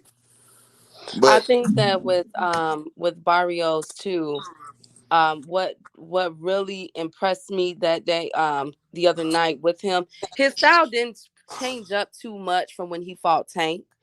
But one thing that I did like was that he was connecting with a purpose this time. Like it wasn't wow. He was very disciplined. Even when he caught Ugas, which I think the reason why his first knockdown was because his eye was starting to close and he really just couldn't see it. I don't think that it was like just a hunt. I mean, he did knock him down, but I think his eye swelling has something to do with that as well. But I was just But very impressed. Barrios, Huh? Go ahead. I'm sorry. Go ahead. I was just very impressed, and I don't want to ever hear that Tank can't box. He's not a boxer and all that. I don't ever want to hear that again, because we literally just saw what Barrios brings to the And like table. I tell you, like Barrios is like Bud. Remember, Bud came up to 147, his power peaked. Barrios was 5'11 at 140. He was negating his power. That's why I be talking about like Earl. When you weight drain yourself, you supplement your power. Now that Barrios is at 147, his power has peaked. He's able to use more of his muscle strength. Just like when Bud hit 147, he was able to use more power in his shots. And Barrios is extremely weak to the body because Ugas almost dropped him with a body shot. I don't know if y'all seen that. He made him I shuffle and mean, switch I feet gotta give Ugas everything. his flowers. Like that's the type of man you're gonna have to kill that man in the street because he is And not did I going to tell y'all stop. that? Yeah, I Ugas Like told need to that y'all when that I retire is told though. y'all crazy. Ugas, when I told y'all Ugas about needs to Ugas and retire. Barrios. Remember I told y'all Ugas almost faced death 8 times coming over here. I said, you're not going to stop Ugas. They're going to have to stop it. Ugas is not going out. And he made himself stay. He willed himself in that fight. But one thing about your body and tissue damage, like Ugas, he's damaged goods now. Every time he fights, that eye's going to have damage. Because once you, like Bud has scar tissue. When you get scar tissue, you damage easily. But I sent Steven Espinosa a message like an hour ago. And I told him, right, a great fight that the fans would like to see. Mario Barrios versus Ramon Villa. That would be a great fight, and it'll be a great win. Yes. Barrios might be out of there. He hitting And I hard. do want Is to that say big too. dose? Is that big dose? Is that you? Yeah. I think Barrios versus What's going Ramon on, man? Villa. Look, Barrios What's might up not be with out of there because Barrios took Keith Thurman's power. And you know, like I said, I seen Speedy Rashidi Ellis was beating the hell out of Ramon Villa, just like Boots was until he gassed out. I feel like Barrios versus Ramon Villa will be a great fight for the fans. It'll be a high octane, high power fight, and it would be great. And I think Barrios will be that much better because, like I said, iron sharpens iron. He lost the Tank, he lost the Thurman, and destroyed the next person and just beat Ugas, who's a world champion fighter. Ugas is still a world-class fighter. Each time Barrios fight, he's getting older. People don't realize Barrios is young. So he's getting better each fight. He's peaking. Yeah, William, old school. I don't yeah. want to see Barrios versus Boots right now. Like I said, I want to see Barrios versus Villa first because he's not ready for Boots right now, honestly. I would like to Nah, see we don't even need to fight. Barrios get more acclimated, and I would like to see Barrios, show different wrinkles before I put him up against Boots. It's time for Boots to It fight the ain't too top of the many. top, It ain't but too many at Crawford ducking him. 147 that is ready for Boots though. I'm gonna tell You you a know what good Crawford I'm fight ducking for him. saying? Boots. To be honest, and people Huh? may not understand it, Boots versus Cody Crowley would be a great fight.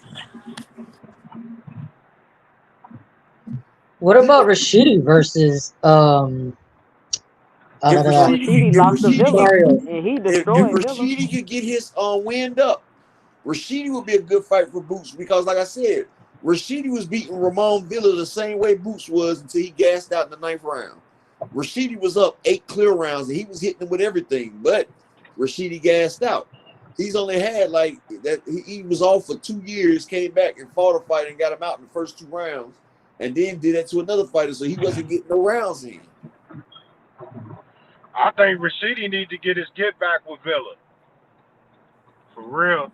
I think He so. because he was I agree. clearly beating Villa He beat until he gassed out. Rashidi beat Villa, right?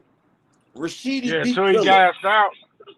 Look, Rashidi Until he beat Villa gassed out. 9 rounds. Look, Rashidi beat Villa 9 rounds to 3. And I'd say 9-5 because he got that 10-7 round. But like I said, Rashidi showed vulnerability. And then they started thinking Boots versus a Spanish fighter, it sells more than Boots versus Rashidi since Rashidi got dropped twice. You know what I'm saying? So Rashidi showed vulnerability, so it dropped his market value. But like I said, matter of fact, Rashidi Ellis and Barrios should be pretty good. But Rashidi's problem is his gas tank. He has to get back because, Golden Boy had him on the shelf for over 2 years. But like I said, Mario Barrios and Ramon Villa will be a good step-up fight for Mario Barrios. because Ramon Villa, he's there and he's gonna keep coming. And like I said, we seen Rashidi Ellis outbox him for 9 rounds. We seen Boots outbox him and then destroy him. But now you got a Aztecian warrior that they're on stamina. So you know it's gonna be a war of attrition between them two. Ortiz is gonna be 154, Rod Walker. Okay, And but who can Boots get in the ring with now? Because all of that Thurman. sounds good. Thurman. All of that sounds good, but I mean, to be honest with you, I like to see Boots versus Thurman. I do too, but I just can't stand That's what I Thurman was ain't saying. gonna do it though. I like Thurman Thurman been don't ain't want gonna to do fight it. nobody. He should have got in there with Ugas. I mean, he would have been looking Exactly. good. I don't know why he dropped the fight. Because Or they Boots start talking versus more money for Stanionis. Boots. I like that fight too. Boots and Stanionis got a Stanionis. fight I'm lined gonna tell up you with like this: Stanionis would be a Who they okay line him fight up for with? Boots, but Stanionis is durable. But Let me look it Stanionis up. ain't really a superstar. Stanionis is a great basic fighter. You feel what I'm saying? Like him and Butayev. It's only certain. It's Who only they so got great. Stanionis matched up with? Huh? I said, who do they got I'm Stanionis lined up with? I'm looking it up right But they're now. gonna have to give Stanionis ain't fought in over 2 years, so he got to get a fight to get back acclimated. Because Virgil Ortiz has Stanionis in limbo for 2 years, so Stanionis is Yeah, gonna have to have a comeback fight. I felt bad for him because of that. And Golden Yeah, Boy didn't because take care of him at all. Stanionis didn't even get paid, and Stanionis had to pay for them training camps, and he's not even getting paid. Like Stanionis, I feel like Stanionis is a great maybe a B minus C class fighter. Like guys like Stanionis will never be A class fighters. You feel what I'm saying? Stanionis is an offshoot of Bivol. He's an offshoot. It's that European high guard style. They really ain't really that athletic, but they really technical and disciplined. But they don't have the attributes to be power punchers and super fast and everything. They just real technical. Like they're real technical and do everything technically sound. That's the way they are. They ain't really got the athleticism to.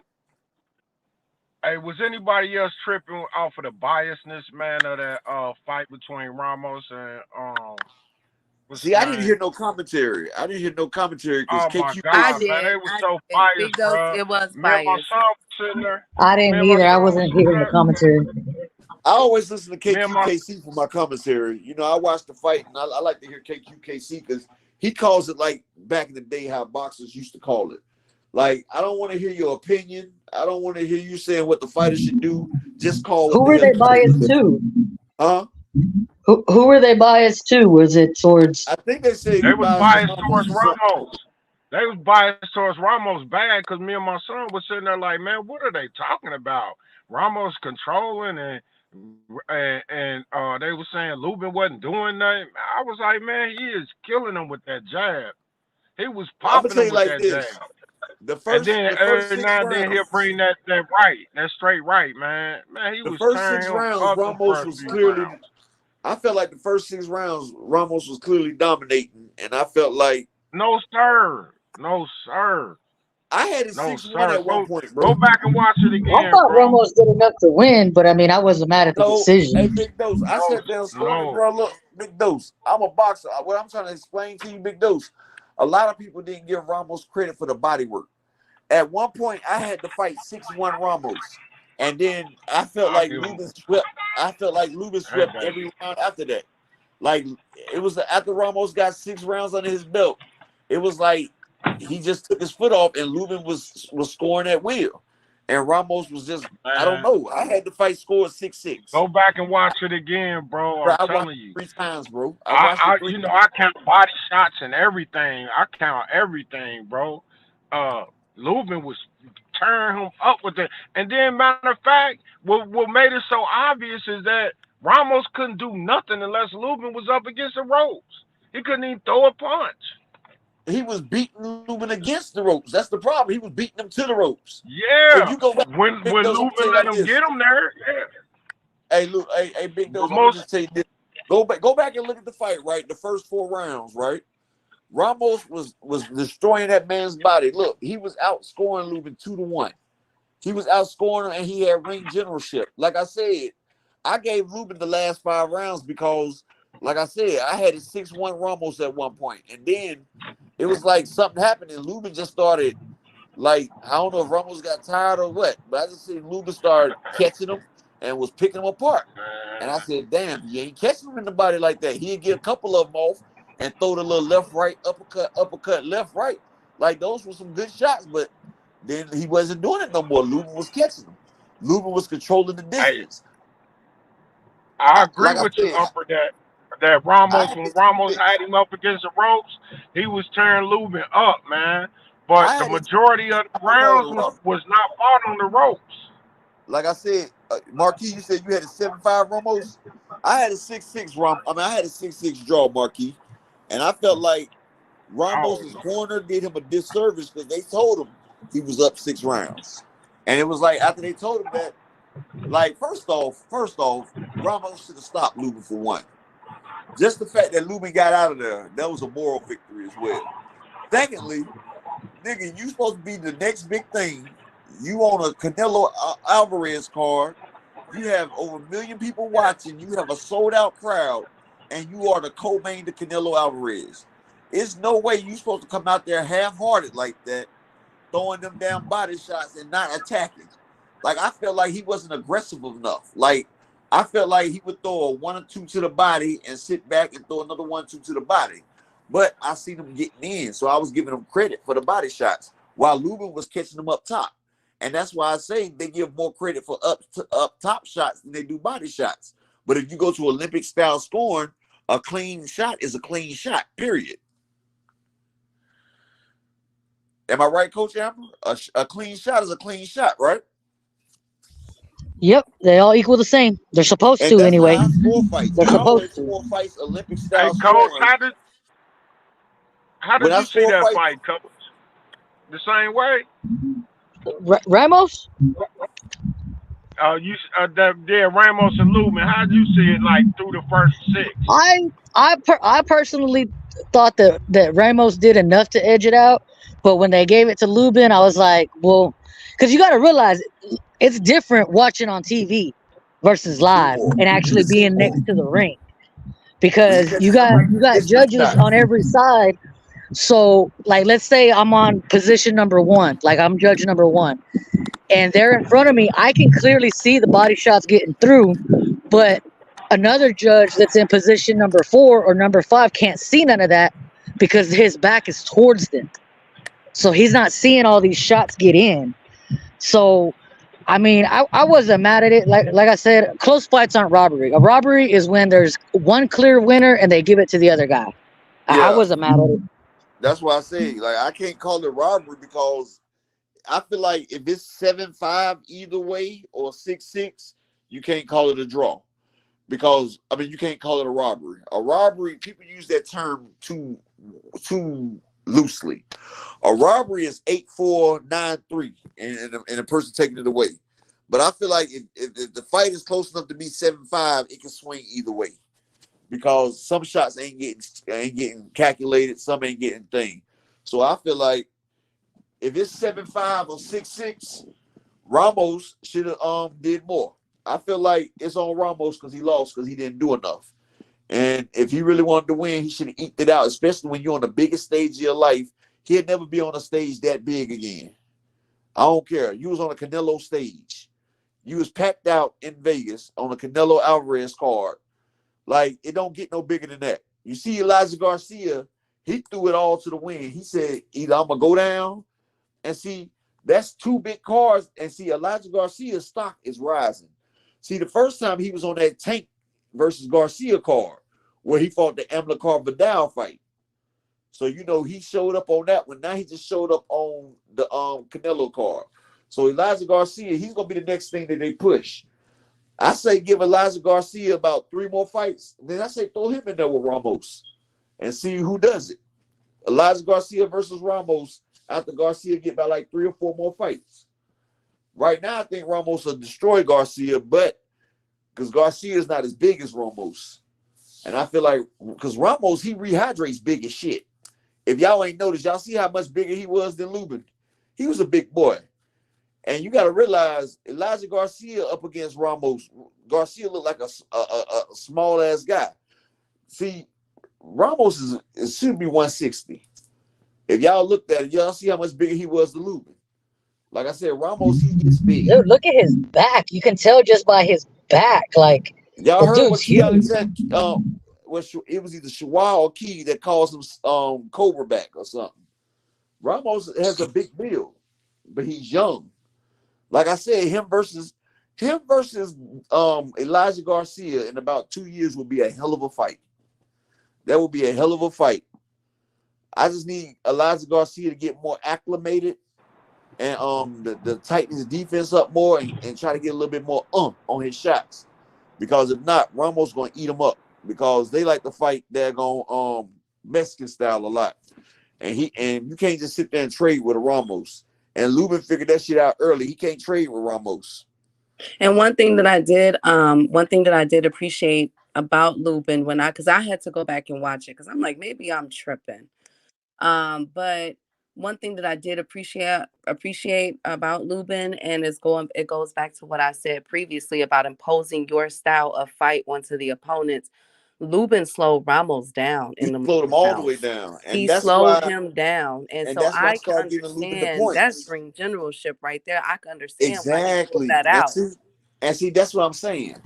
Ramos had the ring generalship early, but even though he was still outscoring Lubin in the second half of the fight, Lubin was controlling the fight, fighting his style, and that's when I started giving Lubin the points because I'll be right back, guys. Right back.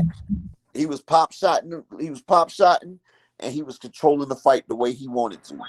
And that's when I said, okay, he's outthinking Ramos right now. Because see, Lubin has been in wars. Like Lubin was outthinking Ramos. And so I don't know, Ramos, man. I want to see Ramos versus Triple G. I seen a totally different fight than y'all saw, man. I don't know. You know what I'm saying? I guess I might have to go back and look at it again or something. But go back and watch Big Dose. Go back and watch. I think the judge got it all way right. Okay, go back and watch it and look at and watch the body shots and just watch the shots and the angles, Big Dose.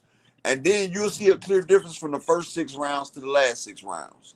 Yeah. And you will hear the thuds that Ramos was doing. Like the first 4 rounds, I was hoping Ramos didn't knock Lubin out the first 4 rounds. He was hitting him that good in the body. Like he was tearing him up the first 4 rounds. That ain't what did it for me, though, bro. What did it for me was the fact that Ramos couldn't even throw no punches in the center of the ring. When they wasn't on the ropes, he couldn't even get a punch off, man, because Lubin kept sticking him with that jab. So I'm gonna tell you something too. He was popping that head back all night with that jab, man. Like, a lot of those shots that Lubin was throwing in the center of the ring was not landing, bro. Look, if you look, Lubin was. If you look at the punch stats, look at the punch stats, bro. Lubin was hitting at 20%, bro. Like Lubin was throwing it out there, just throw it out there. A lot of them shots was not landing, bro. Like I'm being honest, bro. I'm not biased because I like Erickson Lubin. You know, I'm always with my people, bro. But a lot of those shots, he was just throwing them out to throw them out there. They was not landing. But he kept them back with it. And then, you know, he caught him a few times with the jab. And like I said, the second half of the fight was all Lubin. Because then Lubin started pop. But see, Lubin had more eye-catching shots. Like I said, people don't credit the body shots the way they should.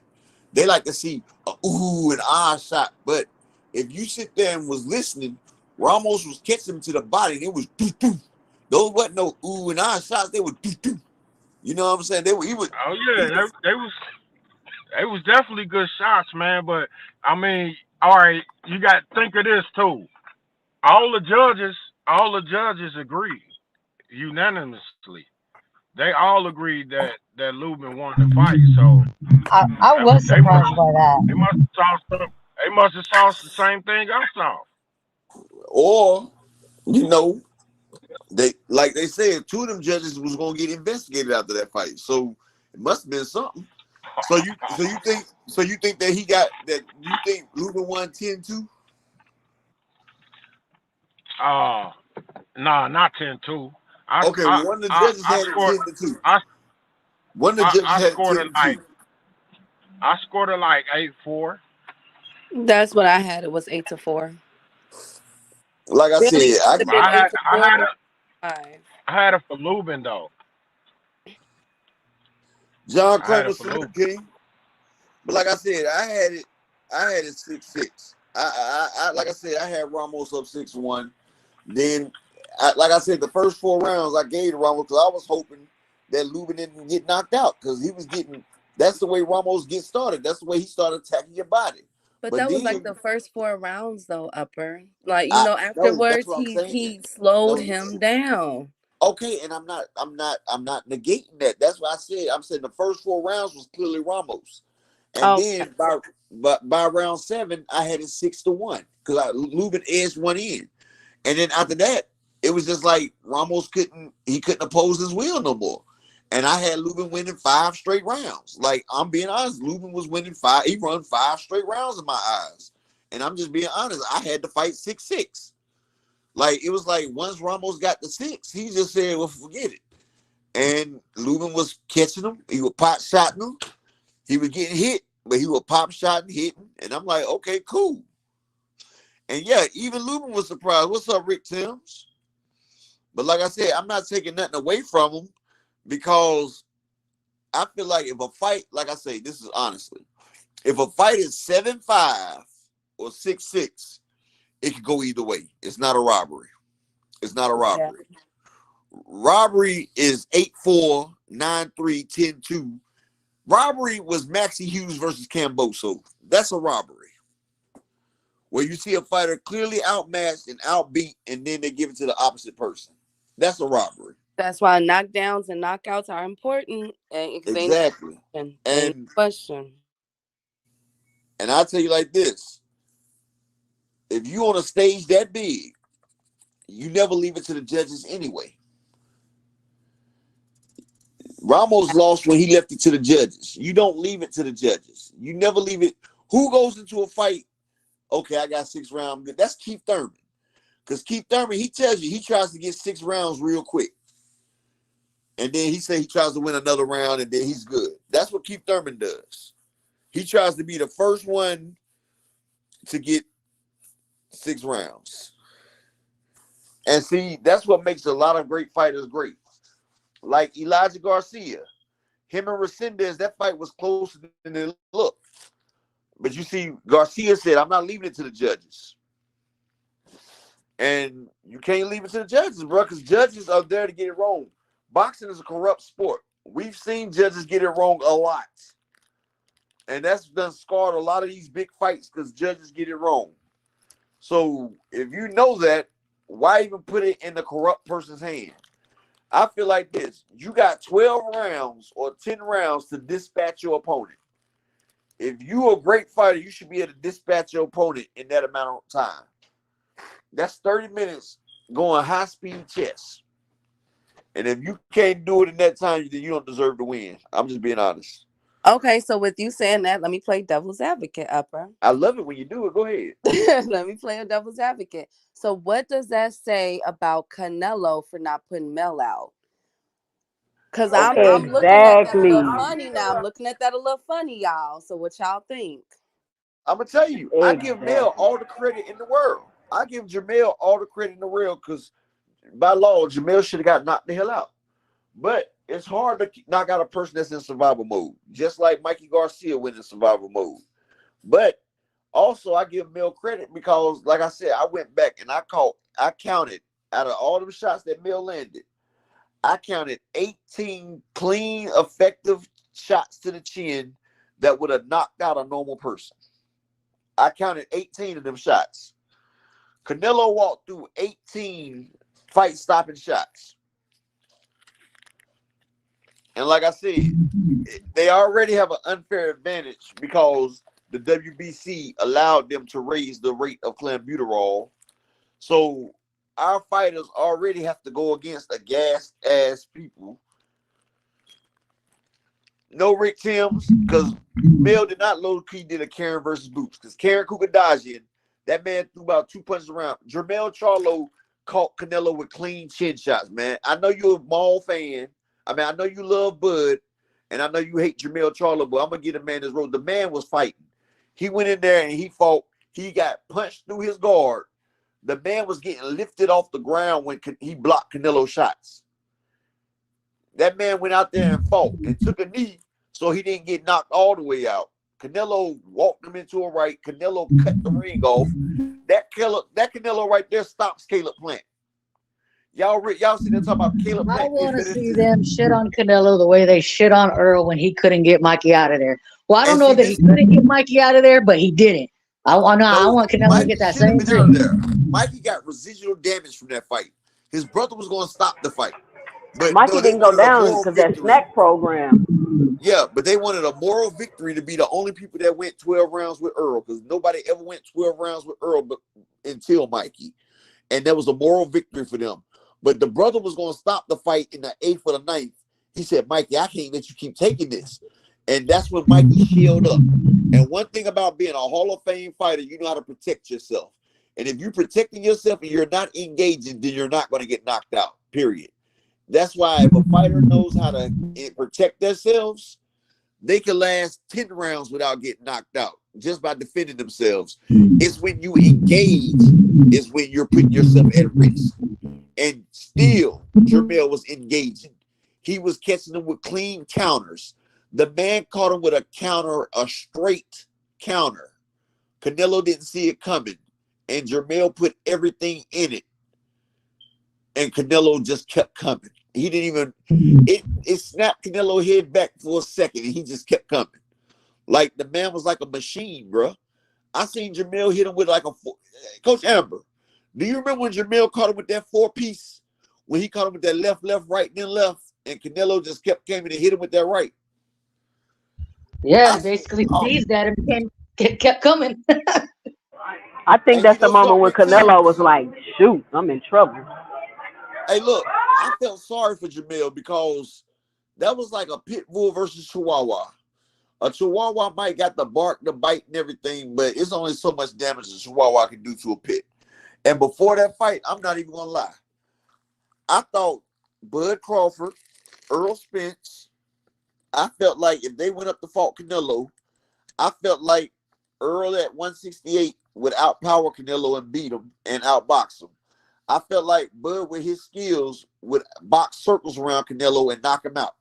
I felt like Bud would slip up, and this is me being honest, because the skills pay the bills.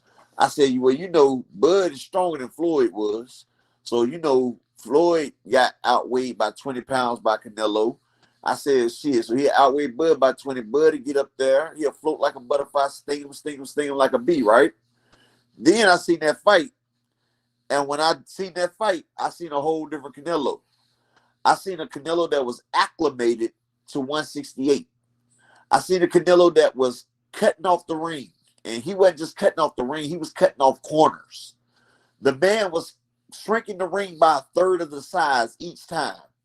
He had Jermell Charlo, who is a great lateral moving fighter. A great lateral moving fighter like Jermell Charlo was getting boxed in. And not only that, Canelo had stamina. The man didn't sit down the whole fight. The man was, man, look, that shit was unnatural. I'm just keeping it real. But the man didn't sit down the whole fight. Then he went in predator stance where he was coming to catch and shoot. He didn't care what Jermell was throwing at him.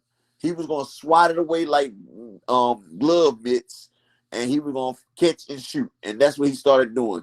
Jermell was covering up and blocking and was getting destroyed. And one thing about Canelo that I realized, and I don't like Canelo because I feel like they have unfair advantage and they make it even worse for it.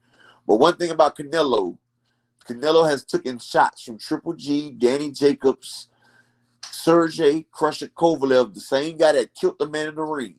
He's done took all shots from these guys and ate them.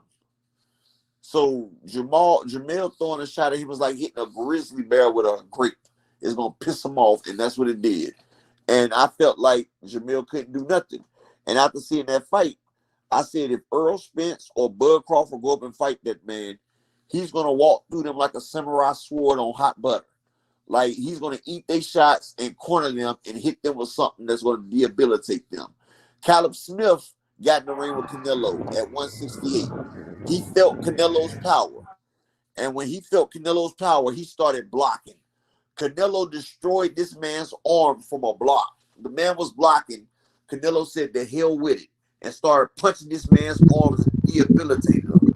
Canelo was punching Jermell Charlo's arms and was making his arms drop. He was punching through the guard.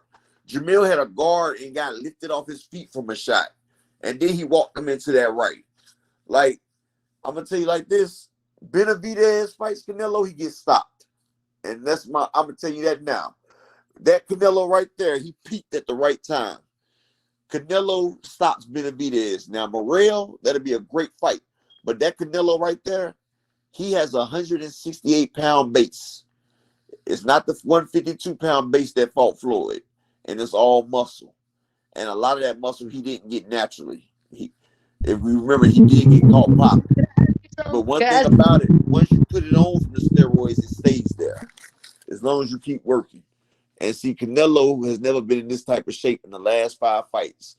Like, this is his coming out party for 168.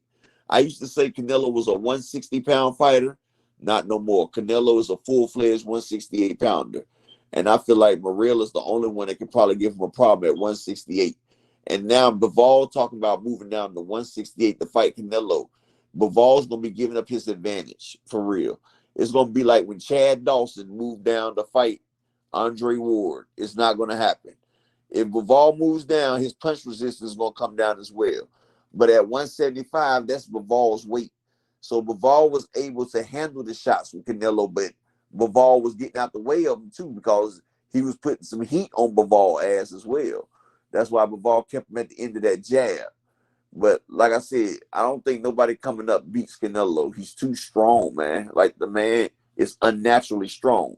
And then with the WBC raising the clenbuterol level for Mexican fighters, it just makes it really unfair because now they allowed to have anabolic steroids in their system. So the limit is only for Mexican fighters? If you're not a Mexican fighter, the limit is different? Yeah, if you're not a Mexican fighter, you're not allowed to have it. Because the only reason that the Mexican fighters are allowed to have the anabolic steroids in their system is because they said that their beef is tainted with steroids in Mexico. That sounds like a lawsuit. That's an unfair advantage off the rip. I mean, you can look it up. The WBC, they raised the levels. They raised it up. But that should be for everybody. It shouldn't just be for Mexican fighters. That's a lawsuit. Well, you know, if anybody else did it, look, if anybody else do it, then they actually taking the steroid. See, they said that it's in the Mexicans' meat. So if the Mexicans eat the meat, it's in their food, so they're not ingesting it. But salute Thomas Hill. But if anybody else eats it, then they're taking it willingly. It's a difference. It's a difference. And I get what you're saying, Upper. I do agree. However, again, I think that I like Canelo. I think he's a hell of a fighter. I just feel as though that spoke volumes to me that he did not. And I understand Mel got a chin and everything, but this is still the same dude who moved up 2 weight classes. And I see what they're saying in the chat. Y'all getting on Mel, but I think he fought. I don't think he did as worse as everybody is saying. And the fact that he did not get knocked out. Yeah, and the fact Mel that deserves his greatness. Mel did not get knocked out. I think that speaks to Canelo. So that's why I played devil's advocate with that, was by saying, what does that say about Canelo? I said the same thing you said. I just did a video about that because nobody is talking about the performance Canelo had. Like, it was not great. It wasn't. John Nora, you talking about every time somebody loses about steroids? No, it's fact. The WBC allowed Mexican fighters to have a legal limit of anabolic steroids in their system. They raised the clenbuterol level for Mexican fighters. Go look it up. They raised the limit and they didn't strip him. No, they raised the limit because they said Mexicans' meat is tainted. They said that the Mexicans' beef is grown with steroids, so it's in their meat. They can't help it. That's right. And how I was saying he wasn't even training in Mexico, but that's right. He said that he was flying the meat out from Mexico to his training camp. Exactly, that's right. William Old School. United States cattle doesn't have steroids. South American cattle has steroids. Because of the heat, it helps them gain weight. Exactly. And I get that. I'm not putting, you know me. I don't put those jackets on people. Like if it don't come out that he had an alarm Crush rate the or legend. whatever is Salute, in the King. system, I'm not gonna put that jacket on any of these fighters. However, what I will say is that for the last, I think this is what, the third Mel fight. has a chin, John Nori. This Mel is has been hit with everything. He has a chin. But if you notice, Mel was covering up too. Mel was trying to avoid. Mel is a great lateral moving fighter. So Mel was getting the hell out of there because Mel has a long reach and he has a long body. But you see, Mel was clinching because he felt that power. He would clinch and get the hell up out of there. And he would hit Canelo with some shots and get the hell up out of there. But you saying you don't see Canelo power, you must didn't see him punching through Mel's guard. Go back and look at it. But and I Man, think he that was speaks giving Mel volumes. them shots, and I was like, ooh, like if he catch Mel, he Oh out yeah, of he there. caught him with some of them If shit. he Mel was catch well Mel, waking up. he is out of there. He going to bed, but he didn't, and I He think going that's why to he sleep. was happy. I see somebody saying that he was at the end he was too excited. Hell, I would too if I just walked away with all Hell yeah. with all my But, faculties. Because he could have ruined his career. Like what? He Like could Triple have G shot and that man down. Kell Brook. and you Kell know Brook something, ruined his Rick? career And then going look, up And you fighting know and him. Pete something? gave Hold 2 on. cents. Rick, Oh, go ahead. you right. Earl Spence and Bud wouldn't have gave Canelo that much respect. And Earl Spence and Bud would still be picking their ass up off the damn canvas. And I'm just keeping Would it have been real. dropped. Career They would would have have And been been look, picking. ruined. And I'm the biggest Earl fan, and Earl would have been picking his ass up off the damn concrete, bro. That would and have then been more than the Ferrari coming at his ass. Pete this upper 2 cents and Coach Amber. Look, do y'all think, not honestly speaking, do y'all think that now we see what Mel could do moving up This cap, to John. Hold on one second. 168? Let me Okay. answer this one time. I'm gonna let you go. That's cap, John Nori. Mel hit that nigga with 16 check hooks. Mel was check hooking the death out of Canelo. Am I right, Coach Amber? Mel was check hooking Canelo the whole time. I told you he caught him with 18 clear shots to the chin. Mel was check hooking straight right and straight left and uppercut. And he was checking Canelo chin. That motherfucker walked through Mel's check hook. Go watch the fight again, bro. You just smiling, man. You went He good was now. walking through everything. He was walking through everything. That's why towards the end of the fight, it looked like he was running. Yeah, Coach John Amber, Nori something talking going about on with that. your He didn't sound. check hook Canelo. He checked hook the hell out of Canelo. I think that was like in the 5th or the 6th round that he check cooked him. He tried. He checked literally him 3 He times in kept a check row. hooking him. Yeah, he kept check hooking. What the hell is he talking about? He was check hooking him, check straight rights, everything straight lefts, and Canelo dropped his guard.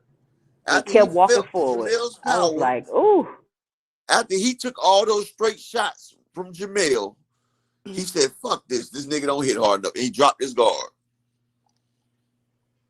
So, do you guys think that wait, hold on, Coach Amber, did you want to say something?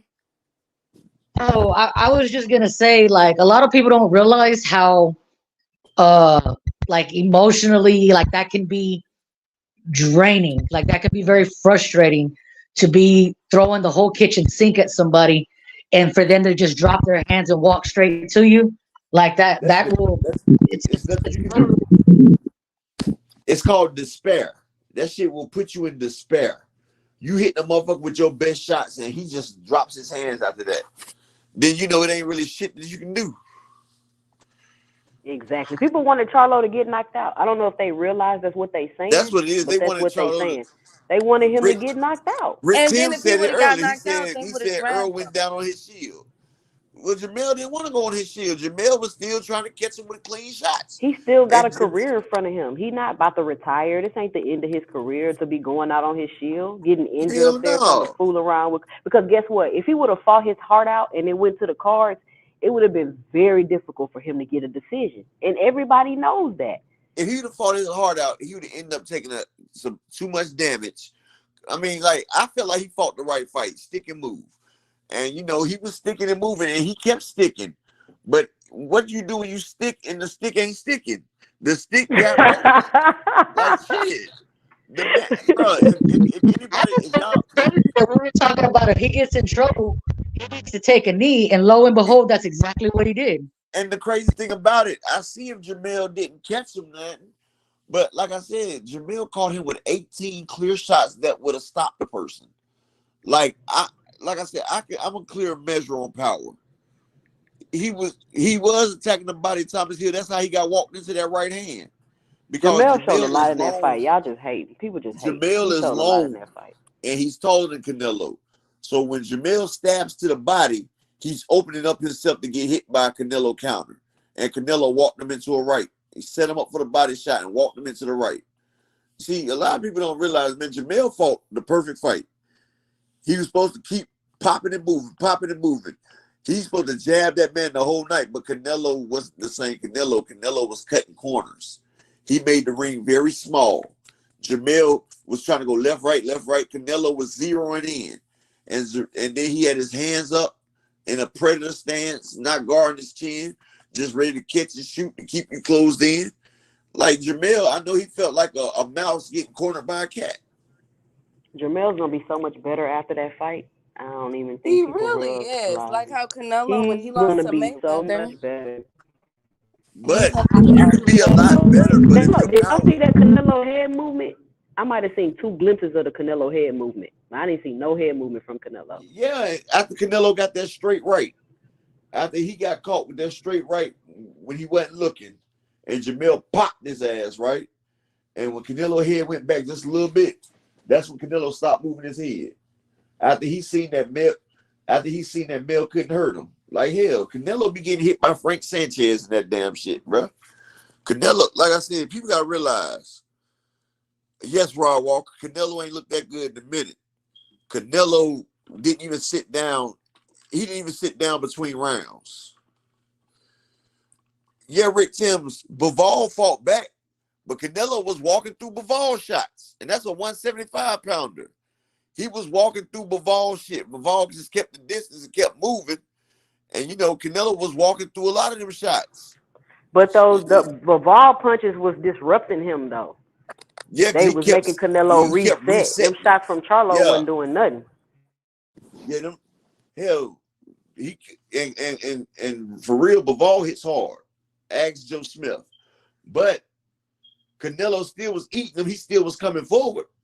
He was just trying to corner Bivol, but Bivol was so big and long, he was able to keep Canelo at the end. And when Canelo got close, he'd move out and reset. That's when Canelo started getting frustrated because he kept rinsing and repeating. But with Jermell Charlo's a lot smaller than Bivol. Like Bivol has 21 pounds more muscle than Jermell Charlo. Check that out. Bivol has a 175 base weight, and that's muscle. Jermell Charlo has a 154-pound base weight of muscle. So that's 21 pounds of base more muscle. And I think Charlo moved pretty good with that weight. I think he moved pretty good with that extra weight. He didn't look like he gassed out. If he did, his ass would have been asleep. If he didn't move good, he would have been asleep. Man, y'all make sure y'all smash that like button for me, please.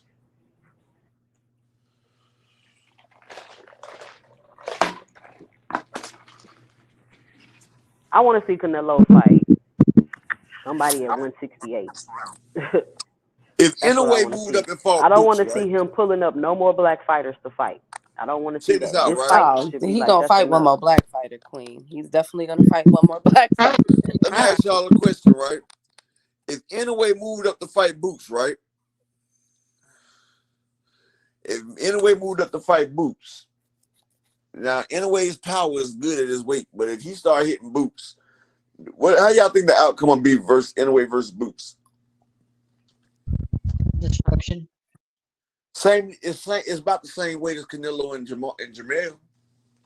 Well, see, that's what I was gonna ask you, Upper. Whenever we were talking about Mikey Garcia, first of all, Mikey Garcia is a really good fighter. He always has been. Okay,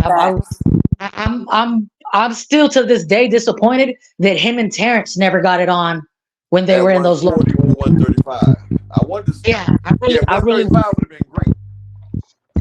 But if I were to tell you, Upper, you know what? I think Mikey Garcia should go up there and fight Canelo at 168. You would look at me like I was crazy. Yep. And they started around the same weight class. So I don't Now like. If Bud I came would in. have blood out for No, Mikey, you would think I'm crazy. But these people are like, nah, oh, no, you're wrong, Coach Hammer. Mikey started at 122. It was him, Wama, and Yuriorkis Gamboa. And those are the fights that we wanted to see. We wanted to see Wama versus Gamboa and Mikey Garcia, but Orlando Salido messed that up. But yeah, Mikey started down there. You feel what I'm saying? But Bud started at 140 and dropped to 135. yeah, he hit 135 simply because he could do it. But I mean, it's so crazy to think that somebody who started that low is gonna go all the way up to 168. And I mean, he could because Roy Jones started at 154, and Roy Jones acclimated to 175, and even fought at heavyweight. Roy Jones, the only person to move up over 50 pounds, but Roy came back down and messed up. But like I was saying, anyway, Roy moved up more weight than Pacquiao, but in his 8 divisions. But in a way, fighting Boots is the equivalent of Terrence Crawford fighting Canelo. Terrence Crawford has a base weight of 147. And if he moves up, he's like I said, the average human can gain 8 pounds of muscle per year.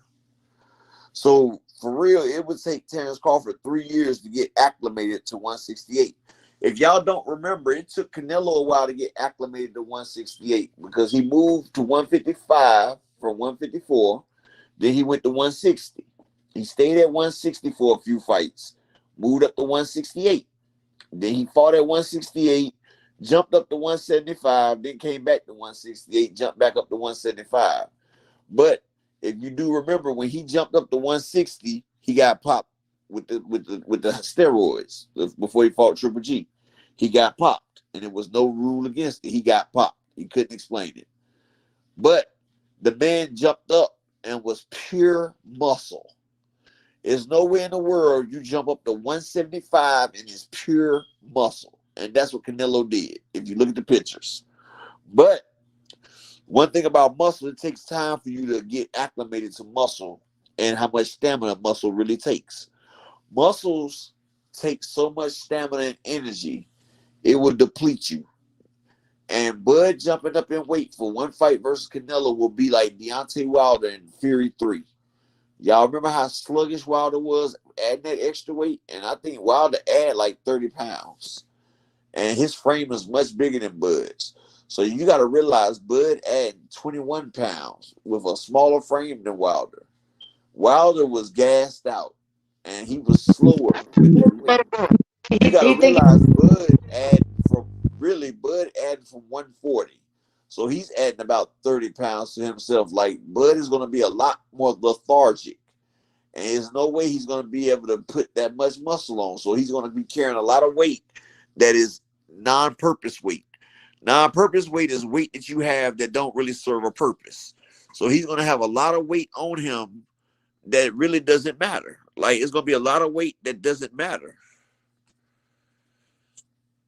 John Norrie, respectfully, y'all gotta stop it. Now you're starting to aggravate me. Now, I'm respectfully, I'm comparing Bud to Wilder with weight. Wilder is a hell of an athlete. I'm not talking about boxing skills. And Bud don't punch like Wilder. But what I'm telling you is Wilder and Bud adding weight to their bodies. He don't punch like Charlo either. Adding weight to the body for Wilder on part 3 is Bud adding going up to 168. It's like people can't comprehend what I'm trying to say.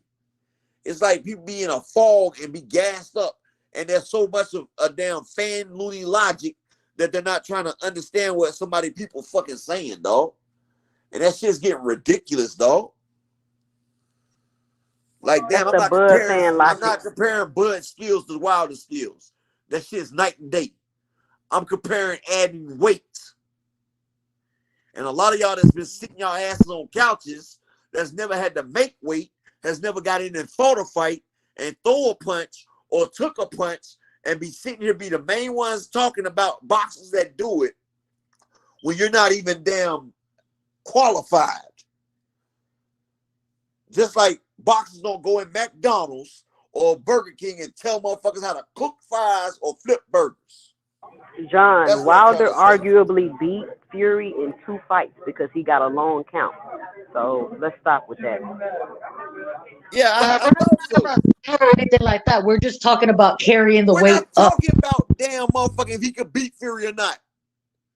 We're talking about what the weight did to his body.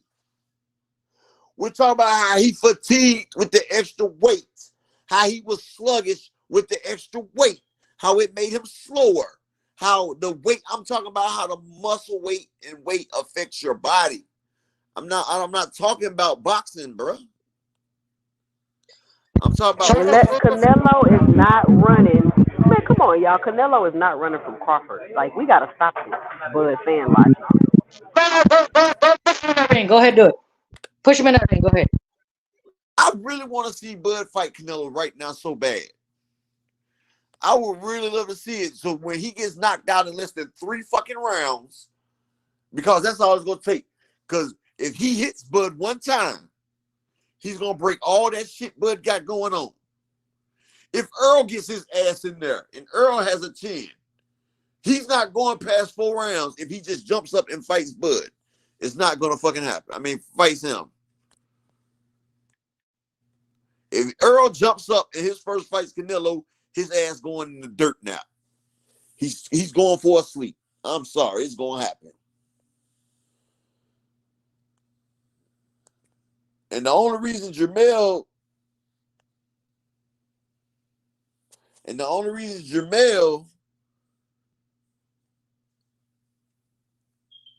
nah, Key, it ain't got you back there. It has your camera and your mic off. You got to come back with your camera and mic on.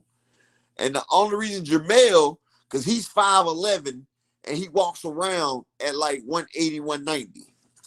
And hell, he couldn't deal with the power. John Kramer, he hit him with 18 of them.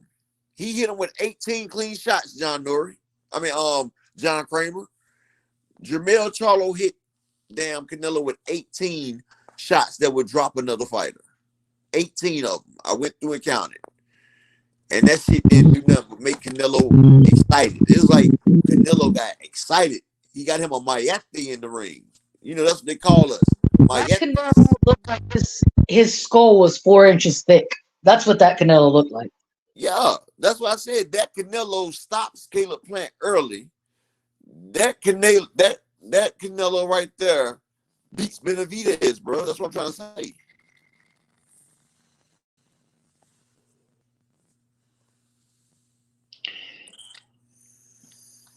What's up, Tom? Salute to you, my man. Salute to you, Coach Amber.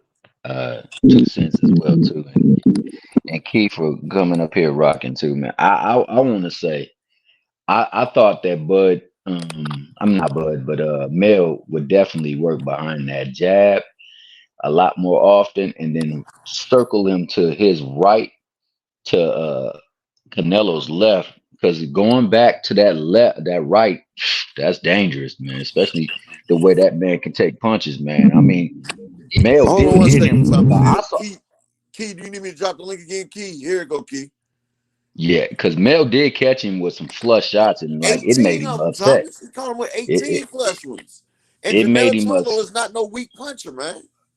Nah, I'm not saying no. I'm not saying he weak. Canelo declined early at 164 because he said 168. Canelo done built the muscle mass up to his body for 168. So Canelo wasn't gonna pull a Roy Jones and lose 4 pounds of muscle mass, because when you lose 4 pounds of muscle, it's hard to get that back. So Canelo said, my base is at 168. That's him getting down with the water out. With Canelo getting rid of the water and just his muscles at a dehydrated state is 168. That's his base. That's why I'm saying fighters have a base. Like when Bud come in at 147, that's him dehydrated, and that's his base form is 147. When he rehydrates, he can be like 160, 170. That's water weight, and that's muscle. I mean, that's water weight to your muscles and oxygen. 9% fat and under. Yeah, I think that he can't, John Kramer.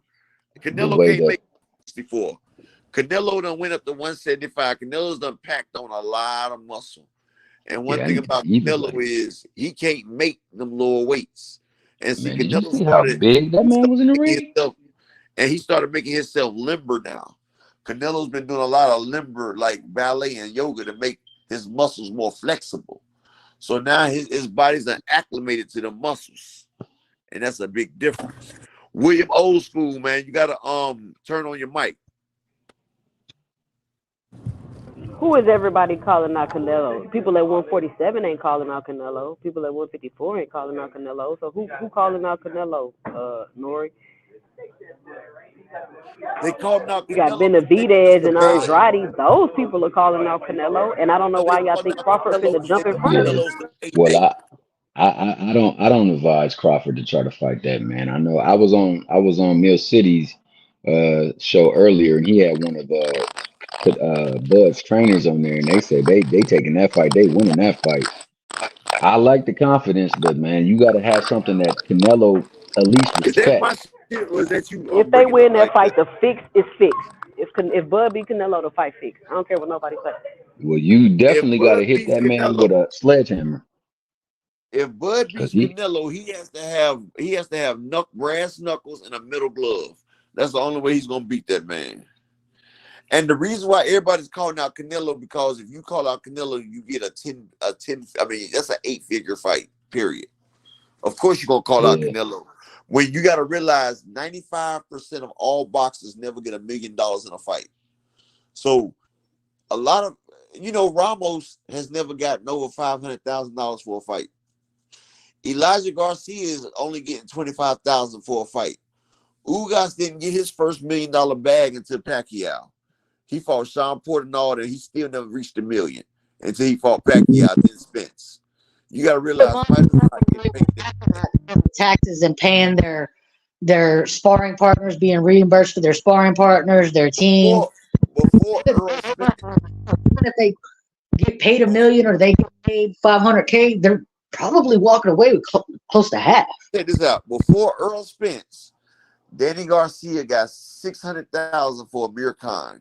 He got $750 for Keith Thurman. He got like $6 something for Sean Porter. He got like $6 something for Sean Porter. Then Danny Garcia said, "I want the Earl fight." Earl got Danny Garcia 8 figures.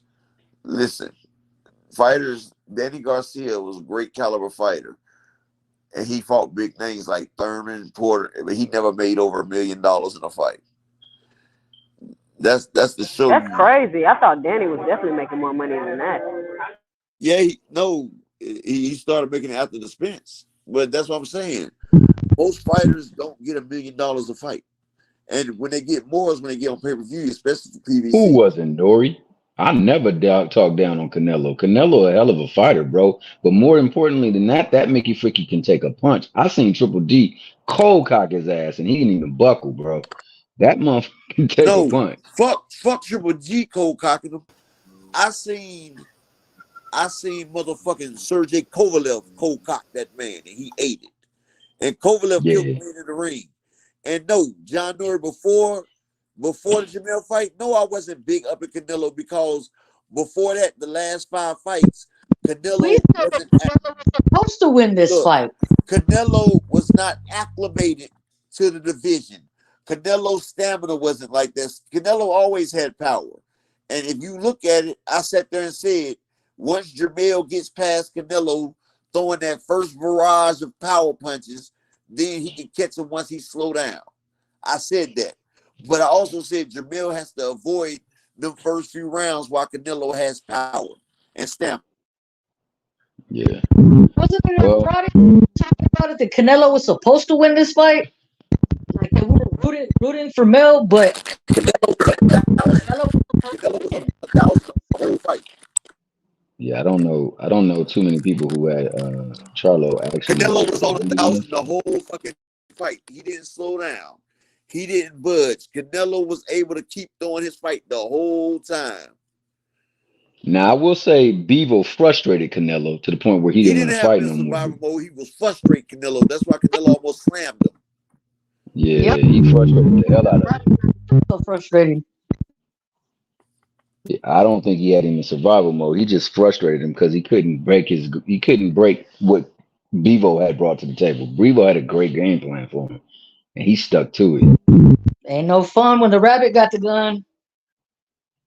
And Bevo used to bullets flying at his ass too, so you know he got a different type of different type of thing that he be dealing with on real life. So hell. But I will say, man, you know, where I was most disappointed in the fact is like after the fight, the interview kind of spoke to the fact that you know he was just happy with not getting knocked out, and I didn't like that coming from him because you know it just doesn't sound. It's not a good sound bite to have your fighter say. But I mean, he did everything he felt he could do, and he felt like it wasn't going to be enough. So at that point in time, he was just trying to make sure he did Rick his Tams, best. Rick Tams, see, Rick Tams, you my guy, but you acting delusional now, dude. And I never would say that to you, but now you are. It's not that. It's the fact that me being a boxer, I understand what certain shots do. I watched this man hit this man 18 clean shots. I don't give a damn what you say. The man has power, and he caught this nigga 18 times clean. And the man walked right through it. Bruh, it's like y'all act like y'all got these damn shades on. And I hope Mhm. Canelo gets the Bud fight. I hope he gives him the Bud I, fucking I, fight, I, dude. I want him to have that fight too. I really Damn. do, because Because you that know way ever y'all can since actually see how stupid the shit sounds, dog. Like, damn. yeah, That's like I mean Inouye coming up. Look, it's the same equivalent of Noah Inouye coming up to beat Boots. Ain't shit Inouye gonna hurt Boots. Period. Do y'all remember that? Yeah, matter of fact, I'm gonna tell you another thing. Y'all remember when Roy Jones and Mike Tyson fought each other, right? Yeah, I remember that. Does everybody remember Roy Jones and Mike Tyson? yeah, I remember. Yep. Yes, I remember. Okay, that's a perfect example. Roy Jones is a natural 175 pounder, right? Yeah. Mike Tyson is a small heavyweight, right? If you look at the fight, Roy was quicker than Mike Tyson. KQKC, salute, King, salute. Let me drop the link just in KQ. case the OGKQ want to get up here. But KQ or KC. y'all remember Roy Jones. He was catching Tyson. Tyson walked through that shit. And you know when Mike Tyson hit Roy, you see it was a big difference. Roy was even Tyson could blocking. have dropped Roy. It looked like they agreed not to, but Tyson looked like he Yes, could have dropped Tyson Yeah. Roy. could have destroyed him. It's Yeah, a if they big really were difference in fighting. degree of power. Y'all people not listening. 5 pounds changes. Like Teofimo Lopez came up from 135 and got dropped twice by Sandor Martin. It's different levels when you go up. It's different power. It's different strength. Jermell Charlo at 154 knocks out anybody that gets in the ring with him at 154. He's J-rocking niggas. And I Jermell Charlo Jermell Charlo at 160, he's going the distance. You know why? Because people got more muscle, more mass, more weight. They can take more. Go ahead. And I think too, what people are missing is the fact, and again, I want Bud to get the fight, I really do, but one thing that people are missing with this is what does Canelo gain by fighting another small person? Not saying Jermell was small, but he pales in comparison a little bit to Canelo. So what would Man. fighting Bud? What would that do for his career? Like I'm Put still waiting. another black fighter on his resume. That's it. Rick Timms, I said people are delusional about weight. I'm not talking about your difference of opinion. Like I said, I would love for Bud to get the fight for y'all, but what I'm telling you is weight you haven't boxed, Rick Timms. Like, I can't go to your job and tell you the difference in what you do at your job, bro. Just like I'm trying to explain to y'all the difference in weight. Yes, it's some people that transcend that. But weight hold on for a second. Let me get this out, please. Let me get this out real quick, and I'm gonna let you go. But this is what I'm trying to tell you, Rick. People transcend the weight. That weight matters for a reason, bro. Like I said, it's like Inouye coming up to fight Boots. Like, Bud has the skills to beat Canelo, yes. Bud has the skills to beat Canelo. He definitely got But skills. he doesn't have, listen, Jermell Charlo hit this man with 18 shots that will knock out a fighter. 18 shots that will knock out fighters. And the motherfucker did not flinch. Plus, he has a legal limit of clenbuterol in his system, a legal limit. That's side. That's what I'm saying. Y'all not understanding what I'm saying. You delusional if you think that this man will go up there and just, the man will cut the shit off, bro. Snack strong. Man, he's more than snack strong. He will cut He could the be shit snack off. strong all he want. He is not doing nothing to Canelo. Bro, Nah, he not. I already know he not. But hey, he gonna get paid. That's one thing Ain't that's no, gonna happen. yeah, what's up, Buckle Up? yeah, I just came in and let him know, look, but I don't want to see no goddamn, don't nobody I know, none of us is the Bud supporters I fuck with, none of us want Bud going to see Canelo, just to make that official so you know for me, nobody that I deal with want to see Bud go fight Canelo. All that shit to us is trick talk right now. But anybody trying to get Bud to go to Canelo, we trying to put it out there that it's trick talk. Don't go to 168 to fight Canelo because you're gonna get knocked out. He don't belong there. It's weight divisions for a reason, and he already said it. Exactly. Like I So I'm said totally before, against it, bro. Buckle Up. That's what I said. Before this fight right here, I gave Earl and I gave Bud a chance to go up there, outman Canelo. Because I say, look, Canelo a 160 fighter fighting at 168. You know what I'm saying? I'm like, he's not a true 168 pounder. I'm thinking, okay, because Canelo was going up and he wasn't really fighting. But then I seen him come in at 168, not sit down on the stool, and the man is throwing with power and conviction, bro. And like Yeah, when I see he was him throwing take bombs. everybody talking about Charlo didn't do this, Charlo didn't do that. Then get your ass in the ring and see what the fuck you do when somebody throwing that heat at you and you hitting them with everything you can, and a motherfucker is sitting there eating whatever you throw. Tell you the truth, John Jamel Norrie, did what you would all do he there, could. John Norrie? Jamel did all he Hold could on. do. John Norrie, you get in there with a fight somebody and everything you doing, this nigga eating your shot and he throwing that stank on your ass. Then what? John Norrie? You hear me, John Norrie? You get Man, in there I had to come and he up. I eating heard everything enough. you doing. Huh? I heard enough. I had to come up, man. You Look, in the ring I with like somebody, John Norrie, you throwing everything that you got. And this man is eating everything you got. What you gonna do, man? look, when you fighting a bigger fighter, you got to break them down. Yeah, Okay. you gotta. If you're not willing to break them down, you're not gonna win. If you think you're gonna hit the bigger fighter with just a one hitter quitter, you're not gonna win. He gonna beat you up. You're not So gonna what break you him You think down. gotta. Charlo should have did, John? What do you think Char- Charlo should have did? Charlo had. He wasn't able to break him down. Canelo All right. was You're not gonna break him down if you can't Yes, you hurt him, can. bro. You can break down Canelo. What Okay. Charlo's big enough. He has a big enough frame to do it. All he had to do was continue with the lateral movement and start countering the dude's jab. The problem with Mel is he loads up on all of his shots, especially when he's countering.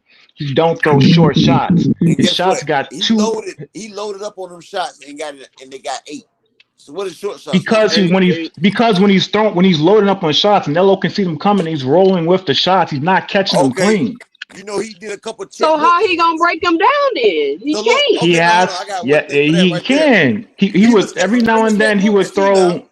He caught him Nah, with that check he hooks wasn't and they throwing went check low. hooks. He was throwing overhand Hey, lefts and he was throwing counter. No, He was bro. overhand rights and He he was check throwing hooked. counter lefts. Bro, he check hooked All Canelo his 3 counter times in a lefts, row.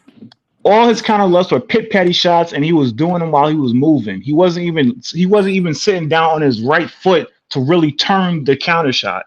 That's how you know it's a check hook when you turn into that joint. He wasn't turning into none of them counter lefts. Bro, All he was I doing seen was him turn slapping them. into 18 well, shots, bro. It He, was he 18 didn't he didn't shots. turn on not one of them shots. Only time he turned was that right hand you said. That's the only Bro, time where I he guarantee actually backed you, bro. Canelo up.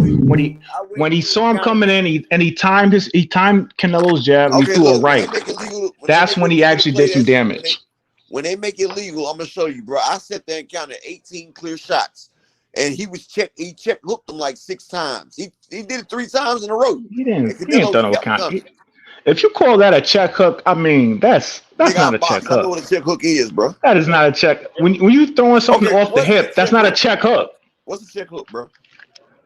When the guy walks into it and you're moving from the corner and he has to walk into it and you check him and you turn into it. Coach You Aaron, gotta move. explain You to him gotta what a check move hook with it. is. That's You not can't. You check. can't be throwing nothing off the hip, being stationary and calling that a check hook. That's not a check hook. Hey, That's a John, pit patty shot. I want to ask you a question, John. My one question I want to ask Hmm. is it a high success in the sport of boxing? I'm pretty sure you sound like you've been watching boxing. With Exactly, you, D1. has it been a high success of people being successful with doing that? With what Jermell just tried to do? Think of everybody who didn't try to do it. Rigondeaux. Let's look at Mikey. Rigondeaux got beat up by Loma. Look at Mikey. He went up 2. He got beat up by Earl. Look at Hey, Kell buckle Brook. He up. went up 2. He got Hey, beat up by buckle up. Sugar Bear. Explain to him that a check hook ain't What? turning it. A check hook is to get out the way and pop a nigga. That's a check hook. You have to move when you turn it. If you don't turn it when you move, it's not going to be effective. It's just going to be a slapping shot. You got But to he was turn moving it out the way. and then you Okay. pivot off your right foot and you get out the way. Okay, I'm gonna tell But you like John, this, do you bro. think it's a waste of time doing it? What I was asking you, do you think fighters should No, keep trying to do that shit? Nah, check no. hook is cool, but I nigga, have the no only reason problem. Hold on. Let me answer the people man's got dropped question. twice by a check hook. Let me Samuel answer the Martin man's dropped question. Seal twice. That's a check hook when you're throwing it like that. He's And turning off of it. Jermell threw it like that. But I'm gonna tell you like No, he did this. not. You can't Okay, tell me he did. I He got was one thing to tell you. stationary. Look, I went back this morning and watched the Sergey Kovalev and Canelo fight, right? I Yeah. seen Sergey Kovalev hit Canelo with some shit in that fight. You hear me? And Hmm. guess what? Canelo walked right through it. And this is Kovalev that killed a man in the ring. That type of power. And Canelo Nah. ate that, a true 175 pounder. All right. Well, I was gonna try to answer this question, but I'll give that to Kovalev. Kovalev had the right game plan. He was giving them combinations. The problem with Kovalev is, I mean, he had his weight issues. I believe there was a weight clause in there, and he couldn't keep up the work, and he got caught. But he had a good game plan. He was touching him up. But Canelo I'm didn't come saying out he there didn't break looking. him down though. I'm just talking about all the touches Canelo up that Canelo. I'm just talking about Kovalev hits I about think 5 Kovalev did times better more than than Kovalev, Jermell. Jermell. yeah, Kovalev around 8, Kovalev 9, did and better than 10. Jermell. He was giving Canelo some work, But I'm just Yeah. saying, Kovalev hits harder than Mill, right? but it's not about how hard you. It's about what you're No, throwing. I'm talking about breaking a fighter down. So But he if is you're harder not than throwing the Mill. right shots, you're not gonna do it. Okay, bro. I'm just telling the truth. I mean, I'm not saying Mel can't do it. I'm just saying he didn't do it. But this goes back to the weight, what we're trying to point out. I really want to hear what you're saying, but you're kind of you're like really You said something about the Yeah, weight. I think what I was talking about the weight moving up shit. Yeah, it goes back to the weight that he wasn't able to execute because of the extra weight. all right. So let me break down what I saw in that. Like the problem with Mel, I did think he looked flabby. I didn't think he looked good at all during Hey, I'll the. be right back, y'all. Let me reset my thing. I'll be back. All right, I'll be back. Y'all be good. John, but could you say that same thing about all those fights that I just asked you about? all All right, those yeah. Let's fights go back over to and that. over where they all tried to do that shit and they all got beat up like that. All of them. Like Here's the problem. What you're what the saying is true. It's really hard for fighters to move up, especially move up multiple weights and be successful. You have to be a certain kind of fighter. You can't be a right, fighter who's used to doing one thing. Like Mel, he was used to being the bigger guy in 154. And when right, that's why he really didn't want to move up all them years. For the longest time, he was fine and he was good with being the champ at 154 because he knew he was the biggest guy. And if ever he was fighting somebody he was maybe outgunned, he could always rely on having the power and being the bigger guy. That was his thing. But when he moved up, he couldn't rely on that no more. He had to rely on his skills, and his skills wasn't enough. He was not sharp enough to beat Canelo. That's why he lost. Canelo is that type of fighter that can do that weight skipping, like you say, like that kind of shit. You think Canelo that kind of fighter that can do that kind of shit?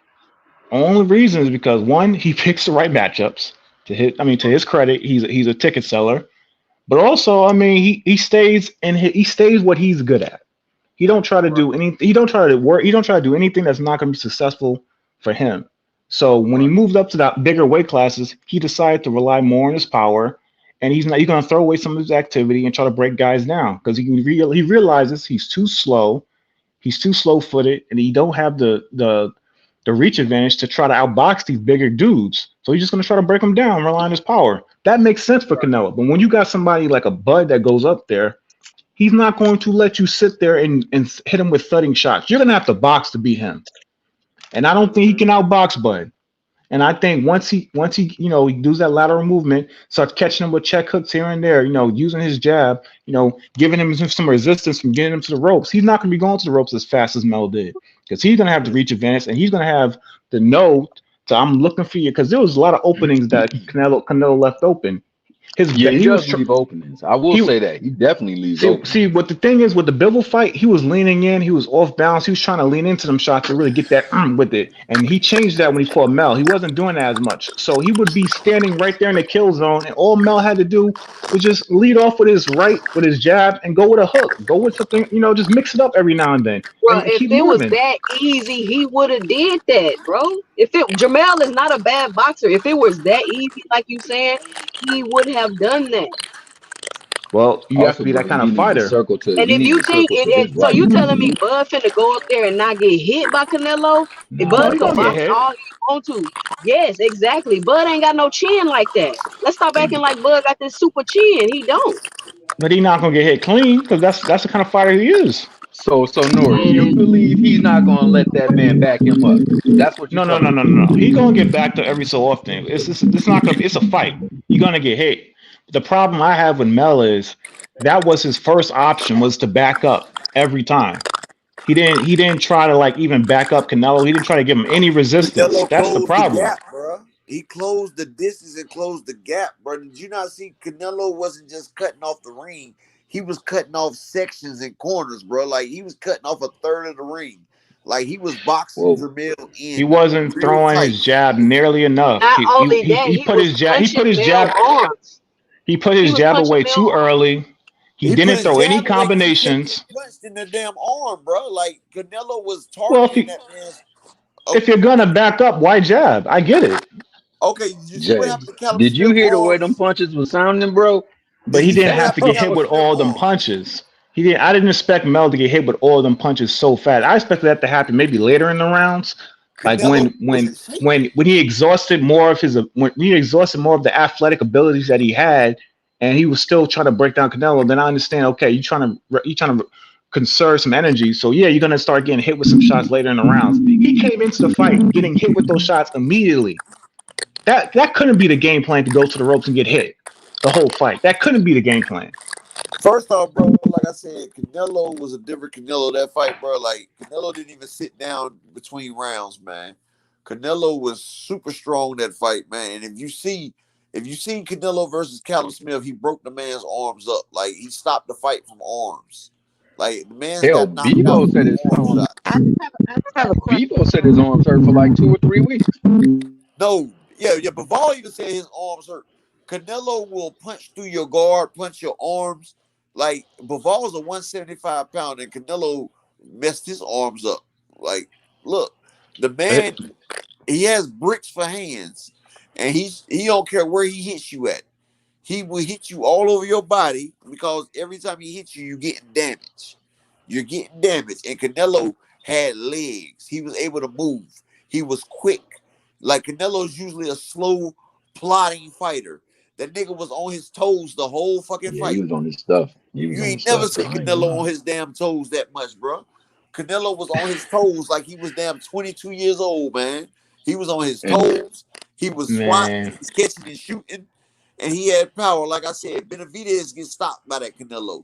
Caleb Plant gets stopped in 5 by that Canelo. Like Canelo looked like he reminded me of Pacquiao versus Thurman. Like the clock all the way back. Like I'm talking about, they turned the clock all the way back. I know what you mean. I didn't see that. I just thought Mel's. Did you see Canelo? I thought Mel's performance was so lackluster it made Canelo look like otherworldly.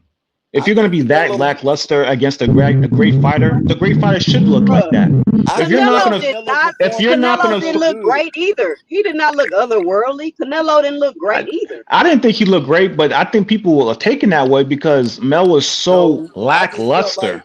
I don't feel like Canelo looking great. Look, What do you? I don't think Canelo looking so much greater than Mel. Canelo wasn't so much greater than Mel.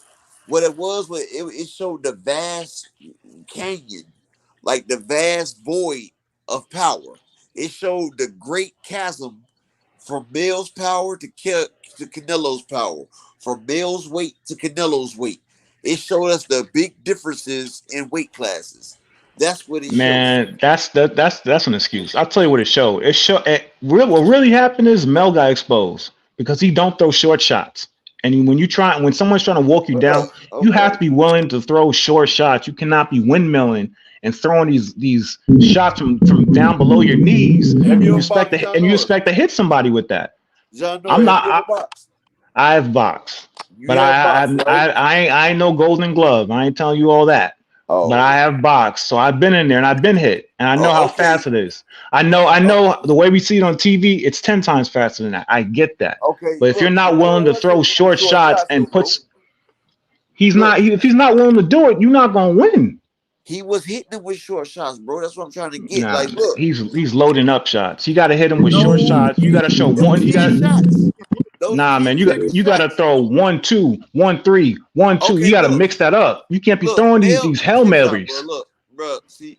Look. Mel was hitting him with short shots. Then Mel tried to load up because the damn chippy shots that he was catching him with wasn't doing nothing.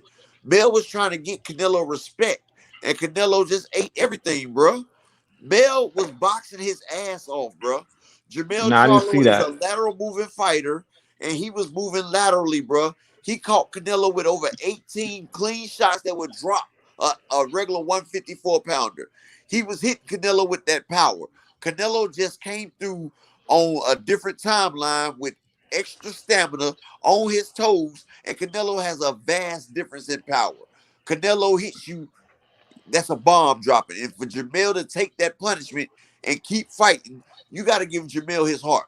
The man moved No, up I'm two not weight. getting. Oh, listen, he moved up two weight classes. Nah, People gave Mikey Garcia credit for moving up one weight class. This man moved up two weight class to fight arguably the face of boxing, the best in boxing. They say, come on, man, y'all got to get that man his Here's the respect. problem. The problem is you tell me all about this power, but I'm telling you why the fight didn't work for him. Based on a Okay, skill level. You can look at the Harrison fight, and he was doing the same mistakes. And when was that fight? Like 4 years ago. He's making the same mistakes. so He's trying to low. you say skill beats power, right, Let bro? me break it down real Let quick. me ask you one Watch the question. Harry. Let me just break it down Before real quick. I'm gonna Watch let you the. break it down, I'm gonna let you break it down, bro. I just got one question. So you saying the skill will overcome the power all day, right? When you have one I'm fighter asking that's you way this, more bro. Is skilled this than the true? other, yes, it can, and Okay, it check it does for out. the most part. People say Wilder ain't got skills, but his power overcame over 42 fights. I'm gonna just leave it there. His power overcame You're 42 talking about fights. somebody who has one of the most lethal one punch knockouts in all of boxing history. This is not Uh, no everyday fighter power. Canelo ain't got everyday fighter power either, bro. Canelo No, but he has don't have Wilder power either. All I'm saying is when you watch the Harrison fight and you see he's making the same mistakes, the dude Harrison's walking him down and he refuses to throw short shots to get that space. He keeps trying to load up his shots, and Harrison is seeing him coming, and he's catching him, and he's countering him, and he's getting him to the ropes. Only reason he got away with that in the Harrison fight because Harrison was a smaller fighter, so he had his power. He had his power Exactly. as his wild card. But when you're fighting somebody who also has power, who also can take a punch, you can't use your power as a wild card. You got to actually box and throw them short shots and make them work for you. You cannot load up, and you can't load up against somebody who's going to load up with you. Can't do that. He ain't had no business in there with Canelo. Bottom line. Not Yep. fighting like that, he Bottom didn't. line. If he had a different game plan and he was willing to put in the work and work on his skill set to enlarge it and have more to bring to the table, he could have won that. exactly. Hold on, GMS Vegas But he exactly. don't. They didn't give him enough time Hold to on. do that. Let me read this real quick. GMS Vegas says Nello has Wilder like power to guys who are much smaller. Exactly. He knocked out Kovalev a weight class above him as well too. Canelo has over 60 wins and all them damn knockouts. He has power. Period. He knocked the nigga out from the. You've never seen nobody in boxing knock a person out from an arm shot. He knocked out Callum Smith with an arm shot, bro. Now you are the reason why I want to push for Bud versus Canelo. I really want Bud to get in the ring with Canelo just so y'all can all be like, well, Bud jumped up 3 weight classes. What you expect? Like hell, I He ain't was gonna say daring to that. be great. that's He's I not tell what you I'm daring to be what, saying. great for Like sure. But if that would be Canelo, easy for me to call. I could Bud predict would that. not make it My halfway prediction through the would fight. be Bud losing that fight. So I Bud get know in there and do worse than Charlo. it's going to be I worse. got no problem with y'all picking against Bud. Just make the fight. It's Bud pointless. You won't make just it seen what past 6 happened with rounds, bro. Charlo. I want to Hell, see Bud fight. I want to see Bud fight Jamel. I'd Yeah, rather see that. that's the man, best bet. he will cook Mel. He will No, he cook Mel. wouldn't. No, he No, He he will wouldn't. cook wouldn't. Mel. He had to deal with He Bell's already mouth. ducking Mel. He already ducking He will Mel. He cook called Mel. him out, called him out, and then now he got an excuse. He But Guess ducking that's what? him. a good fight to make, John. Bell That's a Bell good has fight to make. power that If the Bell fight has presents power that itself, Bud I'm ain't sure seen Bud will yet. take him. He'll cook Mel. He He'll cook already Mel. said he don't want to fight him Bud because he lost to Bud has to Canelo. deal with Well, Bell's mouth. Mel ain't wanna fight Zoo to fight Canelo. So if Bud got a chance to fight Canelo, I'm gonna go for the Canelo fight. But the Canelo fight doesn't work out, I'm sure he'll take the Mel fight and cook him. But Mel Mel is a that's not the boxer as same. well. So Bud's gonna have to box with Mel and deal with Mel's power out of both hands. No, you just saying that he's gonna get cooked. Nah. I'm telling you, What's up, look, Brock Howard? Peace and blessings. Hey, John. I Canelo think that let Mel Mel. off the hook. Canelo could Hey, have knocked Mel out. He left him off the hook. Bud's not going to do that. John. I think Brother, that Mel Bud's not gives gonna last 6 Bud a rounds, better bro. fight than Spence. I think Mel gives Bud a better fight than Spence. No doubt. No doubt. But say it again, Bud gives Everybody gives Mel a Bud a better better fight than fight. Jamel Spence. Jamel gives Bud a way better fight than Spence did. Yes. Everybody gives him better than Spence. Spence waiting on Clarissa his I don't, Shields I change. give don't, Bud a better fight than Spence did. I don't know. I don't know. I gotta see it. I gotta Like I see it. said, we I'm gotta not see the sure about rematch. that. We gotta Man, see the Jay rematch first. Nori, you saying that was a healthy Spence up in the ring too? I didn't think Spence looked that bad. I know a lot of people saying he looked weight Uh drained. He didn't look weight drained to me. He looked pretty good. He So looked better so than Bruh, he did in. how He dare looked you say Earl Spence looked pretty good? honestly with you. He looks high every time he fights. So I don't understand why that No, was a he big doesn't. you issue. don't He have to looks be high like every that. time he fights. Every time he fights, I think he rolled one up before he got in the ring. He looks like that all the time. Yeah, And yeah, that's I thought fine. I thought he looked way better against Bud than he did against Ugas. He looked slow. Stop it. He was getting hit with stuff he should not be getting Come hit on, with against Nori. Ugas. Come on, Ugas should not Nori. been touching him like he was getting Come touched. on, Nori. And You he ain't didn't got get to say touched that like that stuff. he against ain't Bud. fought for Bud 18. He haven't fought for over 16 months. It's called ring rust, bro. Not gonna Sitting on that's the what do I'm box. saying. is I thought he looked what good. we Sitting I on didn't not I the gonna thought box, do right? Sitting is on the is I say my thought he man looked smokes and you said all you this used the other box, stuff. right? Like that's not what we not gonna Look, do. hold on one second, I'm Coach not Amber. saying he does. You I'm say you saying he used the always looks box, like that. right? I thought he looked good. I'm just saying you say you used the box, right, John Nori? Yeah, what's up? What question? Okay, What you asking me? if you don't play basketball, I bet you won't sit down on the couch for 3 months and then come out there and knock jump shots down. Come on, man, you got to get the ring rust out just like you got to get I in all understand plays. that. I'm saying he had more ring rust against Ugas. I thought he looked way better against Bud. I thought he looked way Oh my sharper. God, go ahead, Coach Amber. Go ahead, Coach Amber. I'm just saying, unless y'all Hey, telling me come Ugas on, Okay, is man. that, okay, cool. Because I've been wanting to ask you unless y'all this telling You question. me don't want us to tell you that though, because you guys beat that fool Crawford twice or what, 3 times? So you don't want us telling you that, man. We want you to tell the truth, bro. you talking about in the I'm telling Annies? you I'm I'm talking talking about about in in the general. pros. I'm talking about in I just general. So have a we can't say question. that that man is garbage Hey, because he's y'all, not let garbage. Coach Amber get I'm not everything saying he out. garbage, but I don't think Hey. Let Coach Amber get her thing out. She's been trying to say it for a minute, real quick. We I gotta just let have a somebody question. talk. I have a question, and it's just your opinion. There are no wrong answers because it is your opinion. So, because I was trying to like kind of drive it back in. Um, so you think that I'm asking. I'm not telling you what you think. I'm literally asking. So you believe that Bud Crawford jumping up 21 pounds will be acclimated better to that weight class than Mel jumping up 14?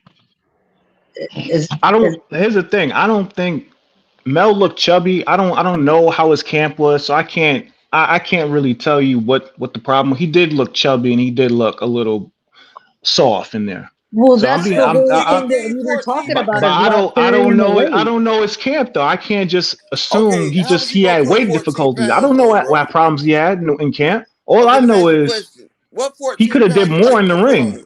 If the average human puts on 8 pounds of muscle per year, if Mel had to go up 14 pounds, What's the 14 pounds you thought was gonna be?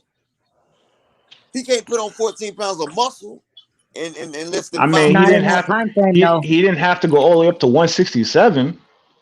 If he would have went any lesser, he wouldn't have been able to absorb them shots. Well, he could have changed his game plan. Maybe not going out there planning to absorb all the shots was the best game plan. Okay, Hey, here comes my second question. I same thing with Wilder. Here Yeah, comes my what's second up? question because I did have two questions. The first was whether you thought Bud would be better acclimated coming up 21 pounds versus 14. And you're right. We don't know if he had a good camp or a bad camp, just like we won't know if Bud has a good camp or a bad camp. But my second question is when it comes to Mel and the game plan, whatever, um, he obviously couldn't execute it. Why do you think that is? What do you think could possibly be the reason why he couldn't execute the game plan? I think because he just wasn't used to fighting that way. I feel like if he would have expanded on his skill set early in his career, he could have went What into way? that. He don't throw short shots. When he works to the inside, he usually holds and he tries to get off a haymaker to get some space. That's the He problem knocked for. Brian Castano out with a short shot, though. But that was a Hail Mary short shot. See, he had the build. He No, had the sir, Hail that build. was Mary on the short shot. inside. And That was tight 90-degree angle. He And threw that. He threw a right hook from his knees to catch Castano. he I stopped remember that Lubin with a shot. short It was shot, it was bro. a good shot. He He stopped threw Erickson another Lubin with a short one shot. from his knees to catch not Lubin to catch Harrison too. I know what he does. I watch Mel. I'm a fan of Mel. Okay, I've but seen most Mel of his used to be a fights. pure boxer. He used to didn't throw power shots. He was a pure boxer first. I It ain't was the saying he got to pure turn into boxer. a pure boxer, but he just has to add. He just has to be more.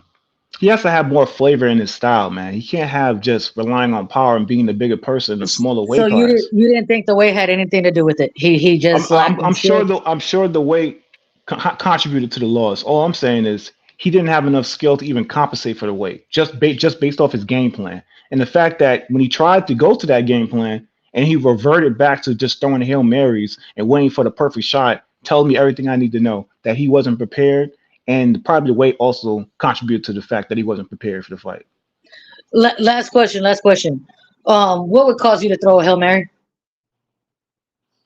When you feel like you don't have any options, and you could feel like that all types of different ways. Usually the Hail Mary, that's usually you go to that plan at the end of the fight, maybe the last 4 rounds when you done went through all the plan A, B, and C. You shouldn't be throwing Hail Marys in the When 4th you're round. overmatched and your back's against the wall, right? You should. I mean, an undisputed champ should not be that outmatched by a smaller Bro, fighter. it's 2 weight classes, and he went and By a fought the smaller undisputed fighter at the weight I mean, class. What do you mean? Canelo isn't Tyson. The guy's walking to you. You got to try something. There has to be something. There has to be more to He your did game than try just going something. to He the threw the ropes. Hail Mary. But going to the ropes and sitting there and trying, it has to be more to your game than just going to the ropes.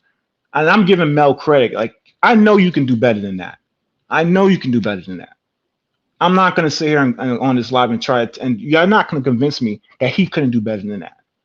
I done seen Mel go fight a lot of champions, win all the belts at 154, No, I'm show one of all the types few of on this skills. panel that was critical. That I felt like there were a couple times where he landed a full combination, and I wanted to see him pounce, but And he that's didn't all do I'm that. saying. He didn't pull the trigger. Now if you're not going to pull the trigger, I can't say that your opponent is some You should have worked beastly behind that dude or drive. he's next level because you couldn't step up to the plate.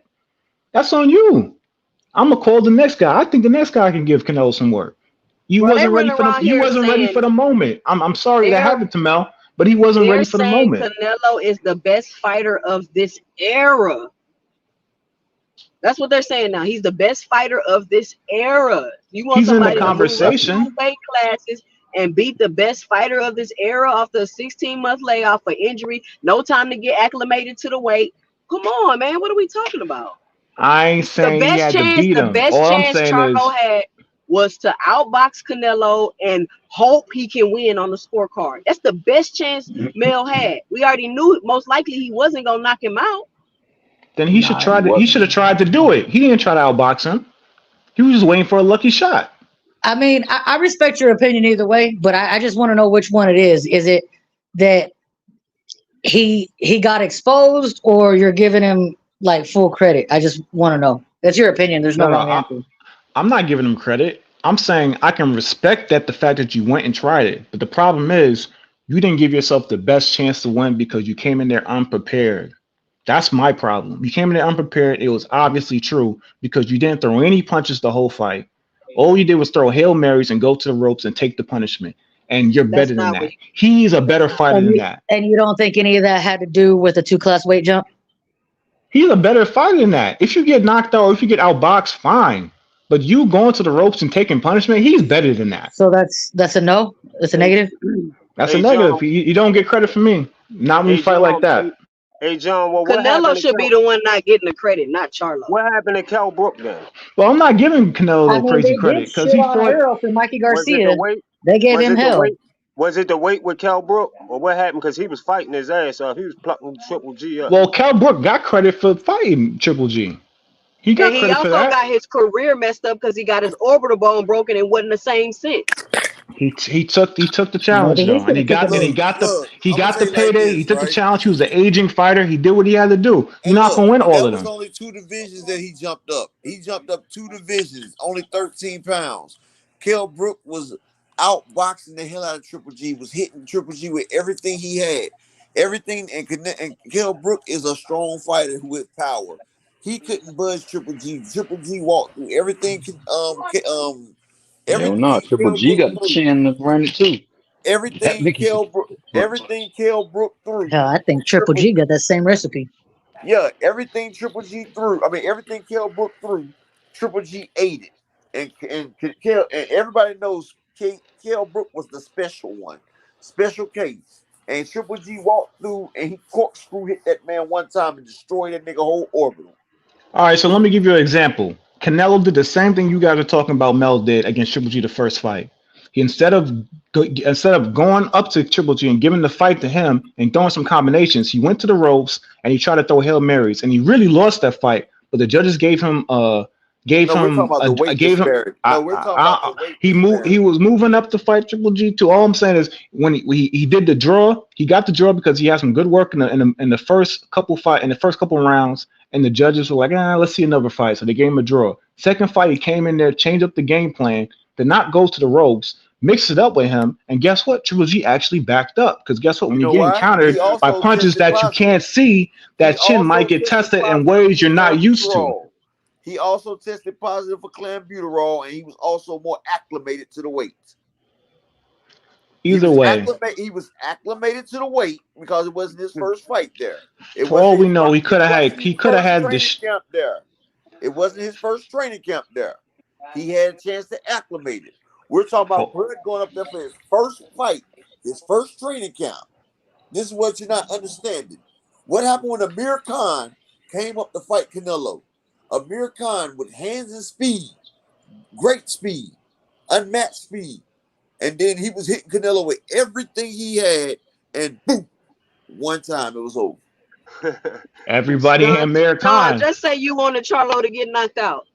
I didn't want him to get knocked out. I thought he was, because I thought he was going to fight more. But I mean, hey, he chose what he chose. He got to live with that. He has to live with that. I'm not giving him no excuses. He got to live with his performance, and it is what it is. He made a lot of money. I'm sure he'll be fine. All I'm saying is, how many rounds you think Charlo won in that fight? I didn't give him no rounds. I didn't think he deserved any rounds. Now, but like I said, I'm being harsh because I believe he's a better fighter than what he showed in the ring. That's why I'm being harsh. Judge the rounds on. That's not what you're supposed to judge the rounds on. I'm judging him off his performance. I'm not judging him. I'm saying outside of the performance, when it comes to just being critical of him, that's what I'm judging him on. I thought his performance was lackluster. I didn't think he won any rounds. If y'all want to give him one or two here and there, that's y'all. I'm not going to disagree. I just thought he didn't win any rounds. Yeah. I know I gave him one. I mean, I'm not, I know I at least gave him one, but I'm not going to shit on the man neither, because he did jump. He did make that jump. And I wanted more, but at the same time, that's a really tall task, and I'm not gonna sit here and say that he got exposed or that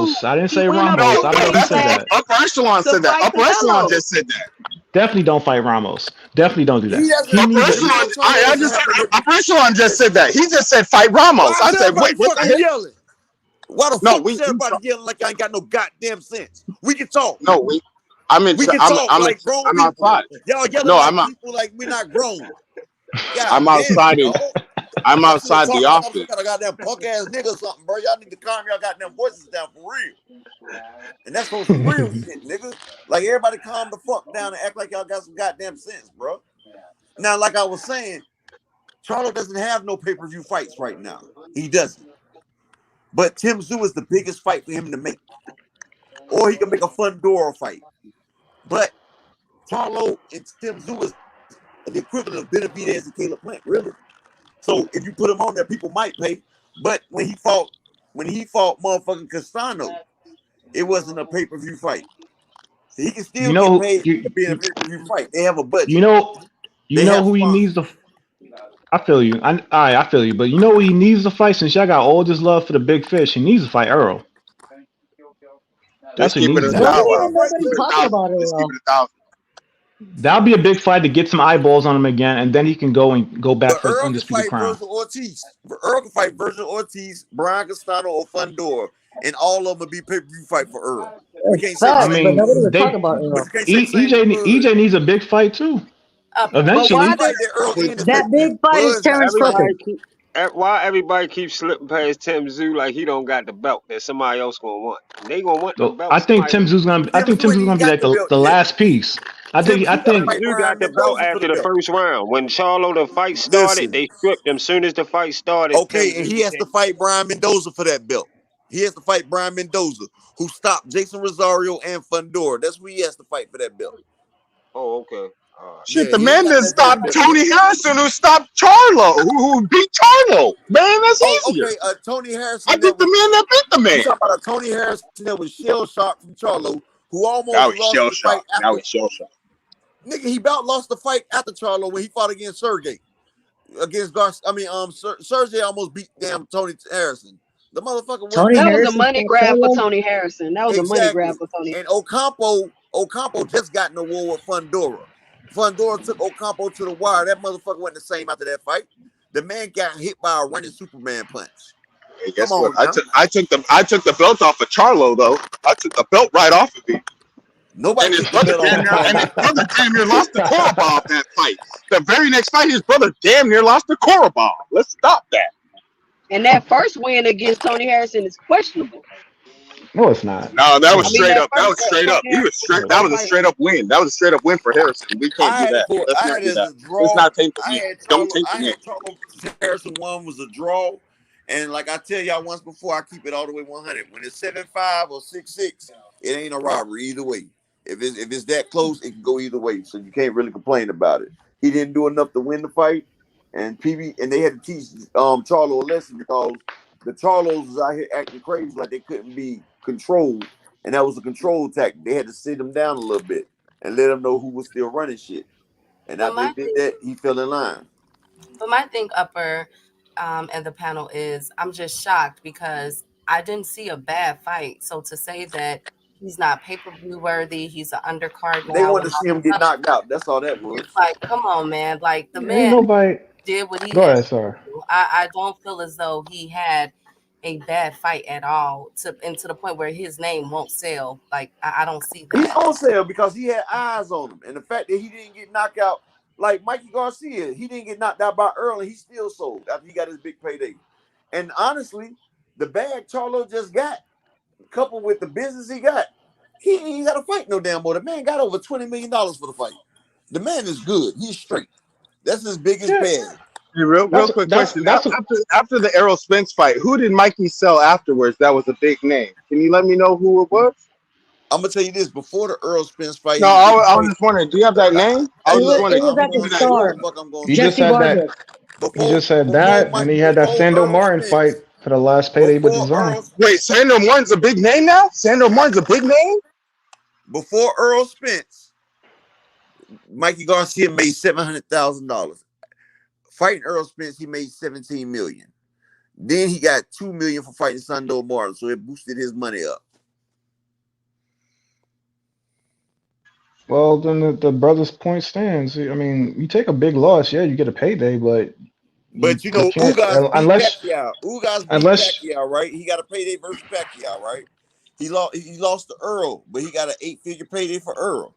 Then when Ugas just came and fought Barrios, Ugas got paid exponentially more than Barrios. Now, once you become a pay-per-view star or once you become a big name, you at least get that. Once you hit that $1 million threshold, they try to keep you above the $1 million But we threshold. That's can't. what they do. but But here's that Ugas, but that here's the Ugas problem. situation doesn't. That Ugas situation don't count no more. Remember, he's a journeyman now. You think he's But But he about to just get? got paid. And then do you But think I'm he's just about to saying get he that just same? got paid. Wait, I got a question. Do you think He he's just about to got get over that $1 million. same payday that he got? Is he about to get that same payday that he got with Barrios in his next fight? If they give him Hell, a next fight hell with his no, eyes no, no, swelling no, and everything? he no. might get He's not. another payday, Depends but on the opponent. But they're not no, gonna his give him pay. a No, no, fight no, no, unless the opponent, no. He's not gonna raise the get no price. payday. One thing about So they're boxing, gonna make him wait. like the Daenerys will tell you, once you reach a certain level, because you get up to 10K, then about 25K, then maybe 50, then 100. But once you lose, it drops your pay grade. See, when he beat Pacquiao, it pushed him to a different pay grade. Then he fought Earl Spence. That pushed him to a different pay grade, even with the loss, because he fought Spence. But with this loss with Barrios, he's out of the $1 million club. He's not getting over $1 million a fight no more. See, with this Barrios fight, he got over $1 million because he beat Pacquiao, lost to Earl, but him and Earl generated 8 figures apiece. But now his name is through the mud. Now he's not going to get the payday no more. Do you think this is why Keith Thurman turned down the fight because there was really no money with him fighting Ugas? Keith Thurman, right? Most likely. Him and Ugas Pretty would have fought. much. If Keith Thurman would have been on this damn card versus Ugas on the Canelo card, Keith Thurman would have got about $1 million too. But Keith Thurman was not gonna get no money unless he headlines, and he headlined with Barrios, and that shit didn't do nothing because they had a pay-per-view fight, and that shit barely got them $2 million apiece. Really, that shit was under 80,000. I think it was like 78,000 for him and Barrios. So they tried to put Keith Thurman as a headliner after Pacquiao, but also after Pacquiao, he was out the ring 2 years. So out of space, out of state, what they say, out of something, out of Out of mind. sight, Out of out sight, of out of sight. Yeah, mind. yeah, Yes, sir. Yes, And sir. that's Just to and address that's the point, me. My sometimes favorite the B side can make more.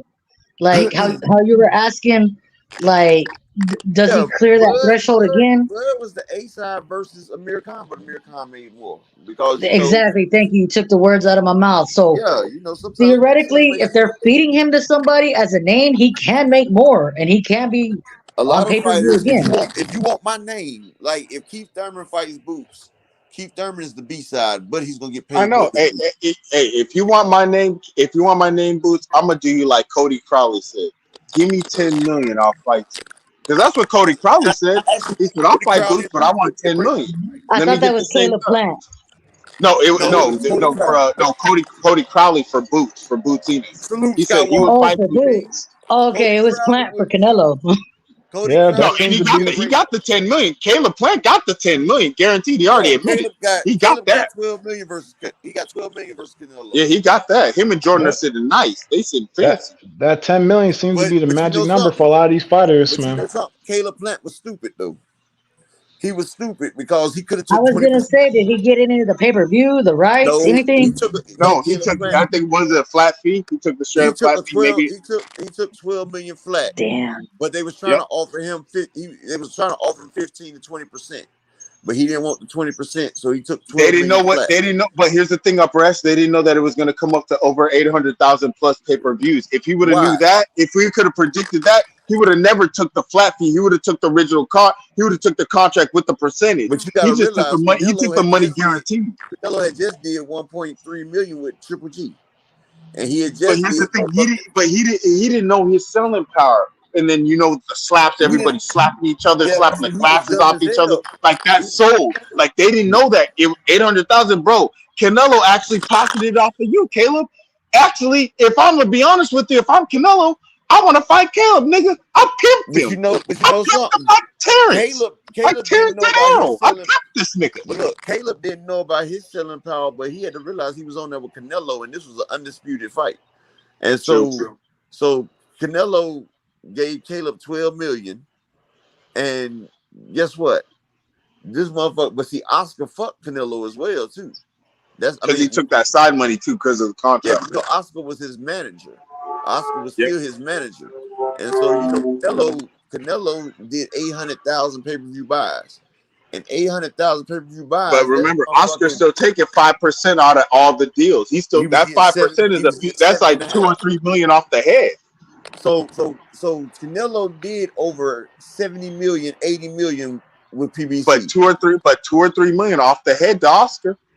Yeah, no, Oscar got over 10. That's what made Canelo mad. Wait, that's off the head? Yeah.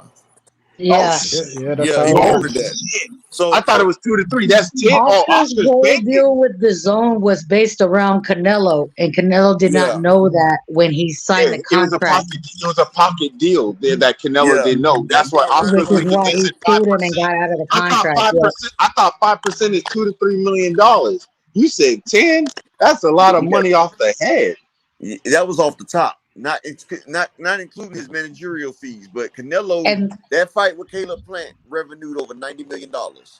Canelo, And that's why till this day, Oscar De La Hoya is kind of living like his time at the zone.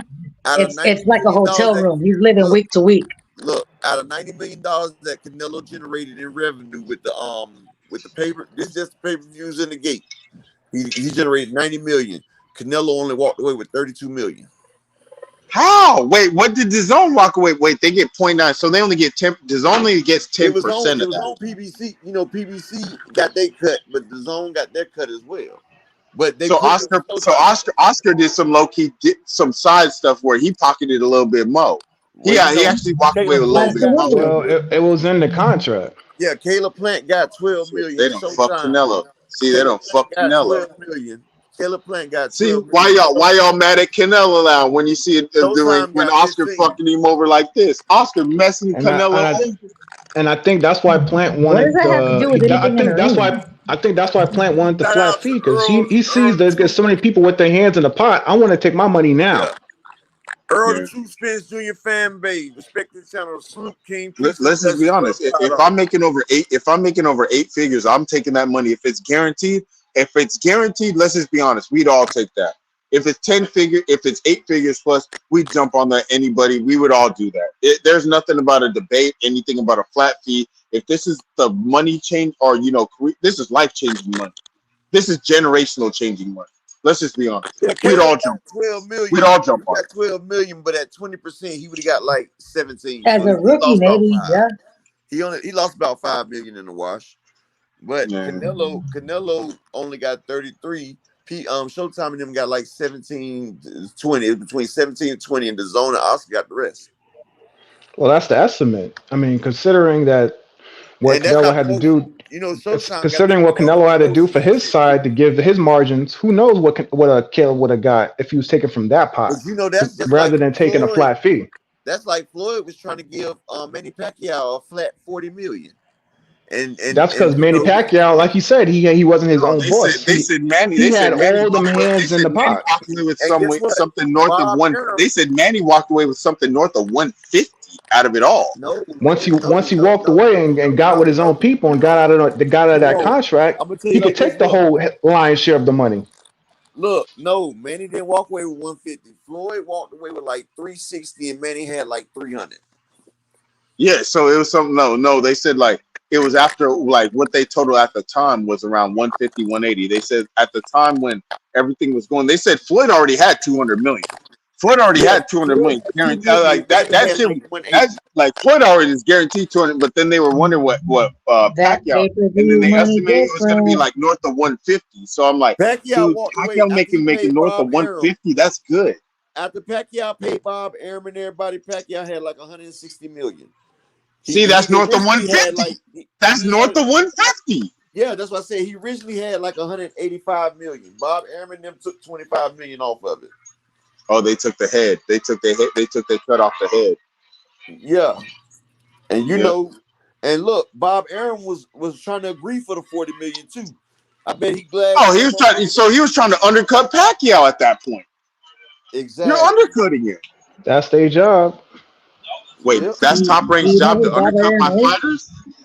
Top Rank Yeah, don't like they all doing do pay per that. views. Top Rank likes doing the budget. They don't like doing pay per view. They like budgets. But Manny Pacquiao had just did 5 pay per views for over $1 million. He had 1.3 with Margarito, 1.3 with Cotto. Manny Pacquiao just did 5 million pay per views, and guess what? On Top Rank and ESPN, Pacquiao does not get a percentage of the pay per view until it goes over 500K buys. So Yeah, for that's Top the Rank and yeah. them, You got to pass the threshold, then you yeah, start you have to making money. pass They have a set 500. threshold. You have to pass That's Yeah, exactly what I was about to 500K. ask you, Upper. You have to pass that's 500K pay per view buys before Manny Pacquiao can get 30%, and Yep, that's you got to yeah. pass the set. So that means that 500,001 buys, he will start to collect on 0.30% or 0.30 per and buy. that's only 30%. So if he had 1 million buys, he's only getting 30%. So Top Rank was eating like a motherfucker off of him for real. That contract, so it was basically, let's be honest, what is that? That's considered a backloaded contract because all the incentives are everything on the back end. Now It's it's not front front loaded. loaded. Front It's loaded front would pretty have loaded been much Canelo. Why do you everything think was loaded up front. PBC because the way fighters top always talk about the back end? That's well why. That's the why. way Top That's Rank why looks at it Red. is we built you, so whatever you take once you're a big star is that's us. And that's why That's Pacquiao their got put on But you philosophy. take film. you taking everything damn near in the back end at that point. That's why Like that's Well, not. Pacquiao got put on I the would have film just for doing said, the give me a front budget. loaded contract with a heavy base like Terrence Crawford. That's why Terrence Crawford, what they say, get $4 million a fight, everything. He had a front loaded contract. Yeah, he What had you guys front are telling loaded. me, oh boy, had a back loaded contract. Like See, with the they about PBC, Manny you at Pacquiao the had a PBC, back you eat loaded what one. you kill. You eat what you kill at the PBC. If you don't sell, you don't eat. So Do you want to You know know why Oscar De La Hoya is still rich? Because I mean, obviously he's been because running them up. he got the rights to Floyd's first few fights. Thank you, Upper. Yeah, Yep. he got the Thank what they you. call it's Every called the time, it's every called time we YouTube it, DAZN it, Oscar gets paid. True. Every all right. single Oh time. damn, man, we don't went too late, man. Just do on. Everybody get your closing comments so we can go over to Just Do, man. I was wondering why everybody left. Go ahead and give No, your shout out to everybody. Y'all helped me through my lunch period. Shoot, I got some in and out over here. Y'all help me through my lunch. I want to say shout out to everybody. Shoot, this is good talking this boxing shit. yeah. I sure want to say was, James. everybody Back have on a good week. tomorrow. Everybody have a good week. Enjoy that. All right, we'll be back on tomorrow. Coach Amber, you want to give your last one? That's it. Before I exit out, I'm not telling nobody to choose nobody over their wife. That's not what I meant. but at the same time, if my wife assaulted my brother, I'm not gonna invite her to his birthday party at his house. At least I'm gonna second guess it. That's all I got. All right, on you, John Nora. Hey, all y'all cool as hell. This is some good boxing talk. It's finally I got to hear the voices behind these names, Coach Amber, Key. Y'all definitely know y'all boxing, so it was good talking with y'all. Y'all enjoy the rest of your week. Y'all be easy. All right, go ahead, Key. Go ahead and let them know what's up before we go. Thank you guys for joining. Shout out to Arrow the Truth Spence Jr. fan page for the $5 chat. Shout out to Skywalker, All Things, Reggie Milken, Black Star Sports, Alexander Lyles, Brock Howard, as always, 2 Cents, Coach Amber, John Nori. I'll see you. I'm pretty sure I'll see you tonight, John Nori, today on KO channel. Shout out to KO. Shout out to Just Do. I think Michael White, everybody that came into the chat, Rob Walker. Shout out to you, Upper. It was a great show as usual. I'm gonna stand on my sword with this. Mel did not do a horrible job. Mel did an excellent job. Not say excellent, but he did great, better than I expected. He will still sell. And I'm just waiting for the other stuff to come out and Derek James is not a bad trainer. So shout out to William Old School. Let me not forget OG. So thank you guys for tuning in today. I don't know when Upper will be back, Tomorrow. but tomorrow. So we'll see you guys tomorrow. And God bless you all. Thank you. And y'all make sure y'all subscribe to Key Alexander. She's about to get her boxing page back up. And salute to Terry Respect Jr., all respect up, and peace and bless to everybody up here. Y'all know how we end it. And after you leave, let's get over there to Just Do so we can get our daily Just Do of boxing. We gotta get that in. We ran a little late, but it was pretty good though. Peace and bless to everybody. They want that smoke, bitch, I got it for 'em. They want that smoke, bitch, I got it for 'em. They want that smoke, you know I blow it. They call me Sunny Monster for a reason. I'm really dripping, leave a nigga bleeding. I get to squeeze and leave a nigga. They want that smoke, bitch, I got it for 'em. They want that smoke, bitch, I got it for 'em. They want that smoke, you know I monster for a reason. I'm really tripping, leaving nigga bleeding. I get the squeezy, leave a nigga leaving. Raw Molly got me all up in demon mode. Mouth moving like I done put clean in my nose. Trying to catch me up, I can leave with some hoes. He standing straight up, watch I make him lean with this pole. Would've thought he was closed, how that heat made him fold. Thought it was a game, he won't think no more. His brain's gone, nigga. It be exciting when I get to striking. Guns sound like thunder, hit you like lightning. Fight for your life, we don't do no fighting. We really hit it, nigga. We worse than savage, they calling us Vikings. Police be riding, we still be sliding. Told you we hitters, remember the time. They want that smoke, bitch, I got it for 'em. They want that smoke, bitch, I got it for 'em. They want that smoke, you know I blow it. They call me Sunny Monster for a reason. I'm really tripping, leaving nigga bleeding. I get the squeezy, leave a nigga bleeding. They want that smoke, bitch, I got it for 'em. They want that smoke, bitch, I got it for 'em. They want that smoke, you know I blow it. They call me Sunny Monster for a reason. I'm really tripping, leaving nigga bleeding. I get the squeezy, leave a nigga bleeding. How about I leave them holding like the Bible? AR-15, that's a high-power rifle. A in the army and assassinate rivals. Break that shit down, nigga.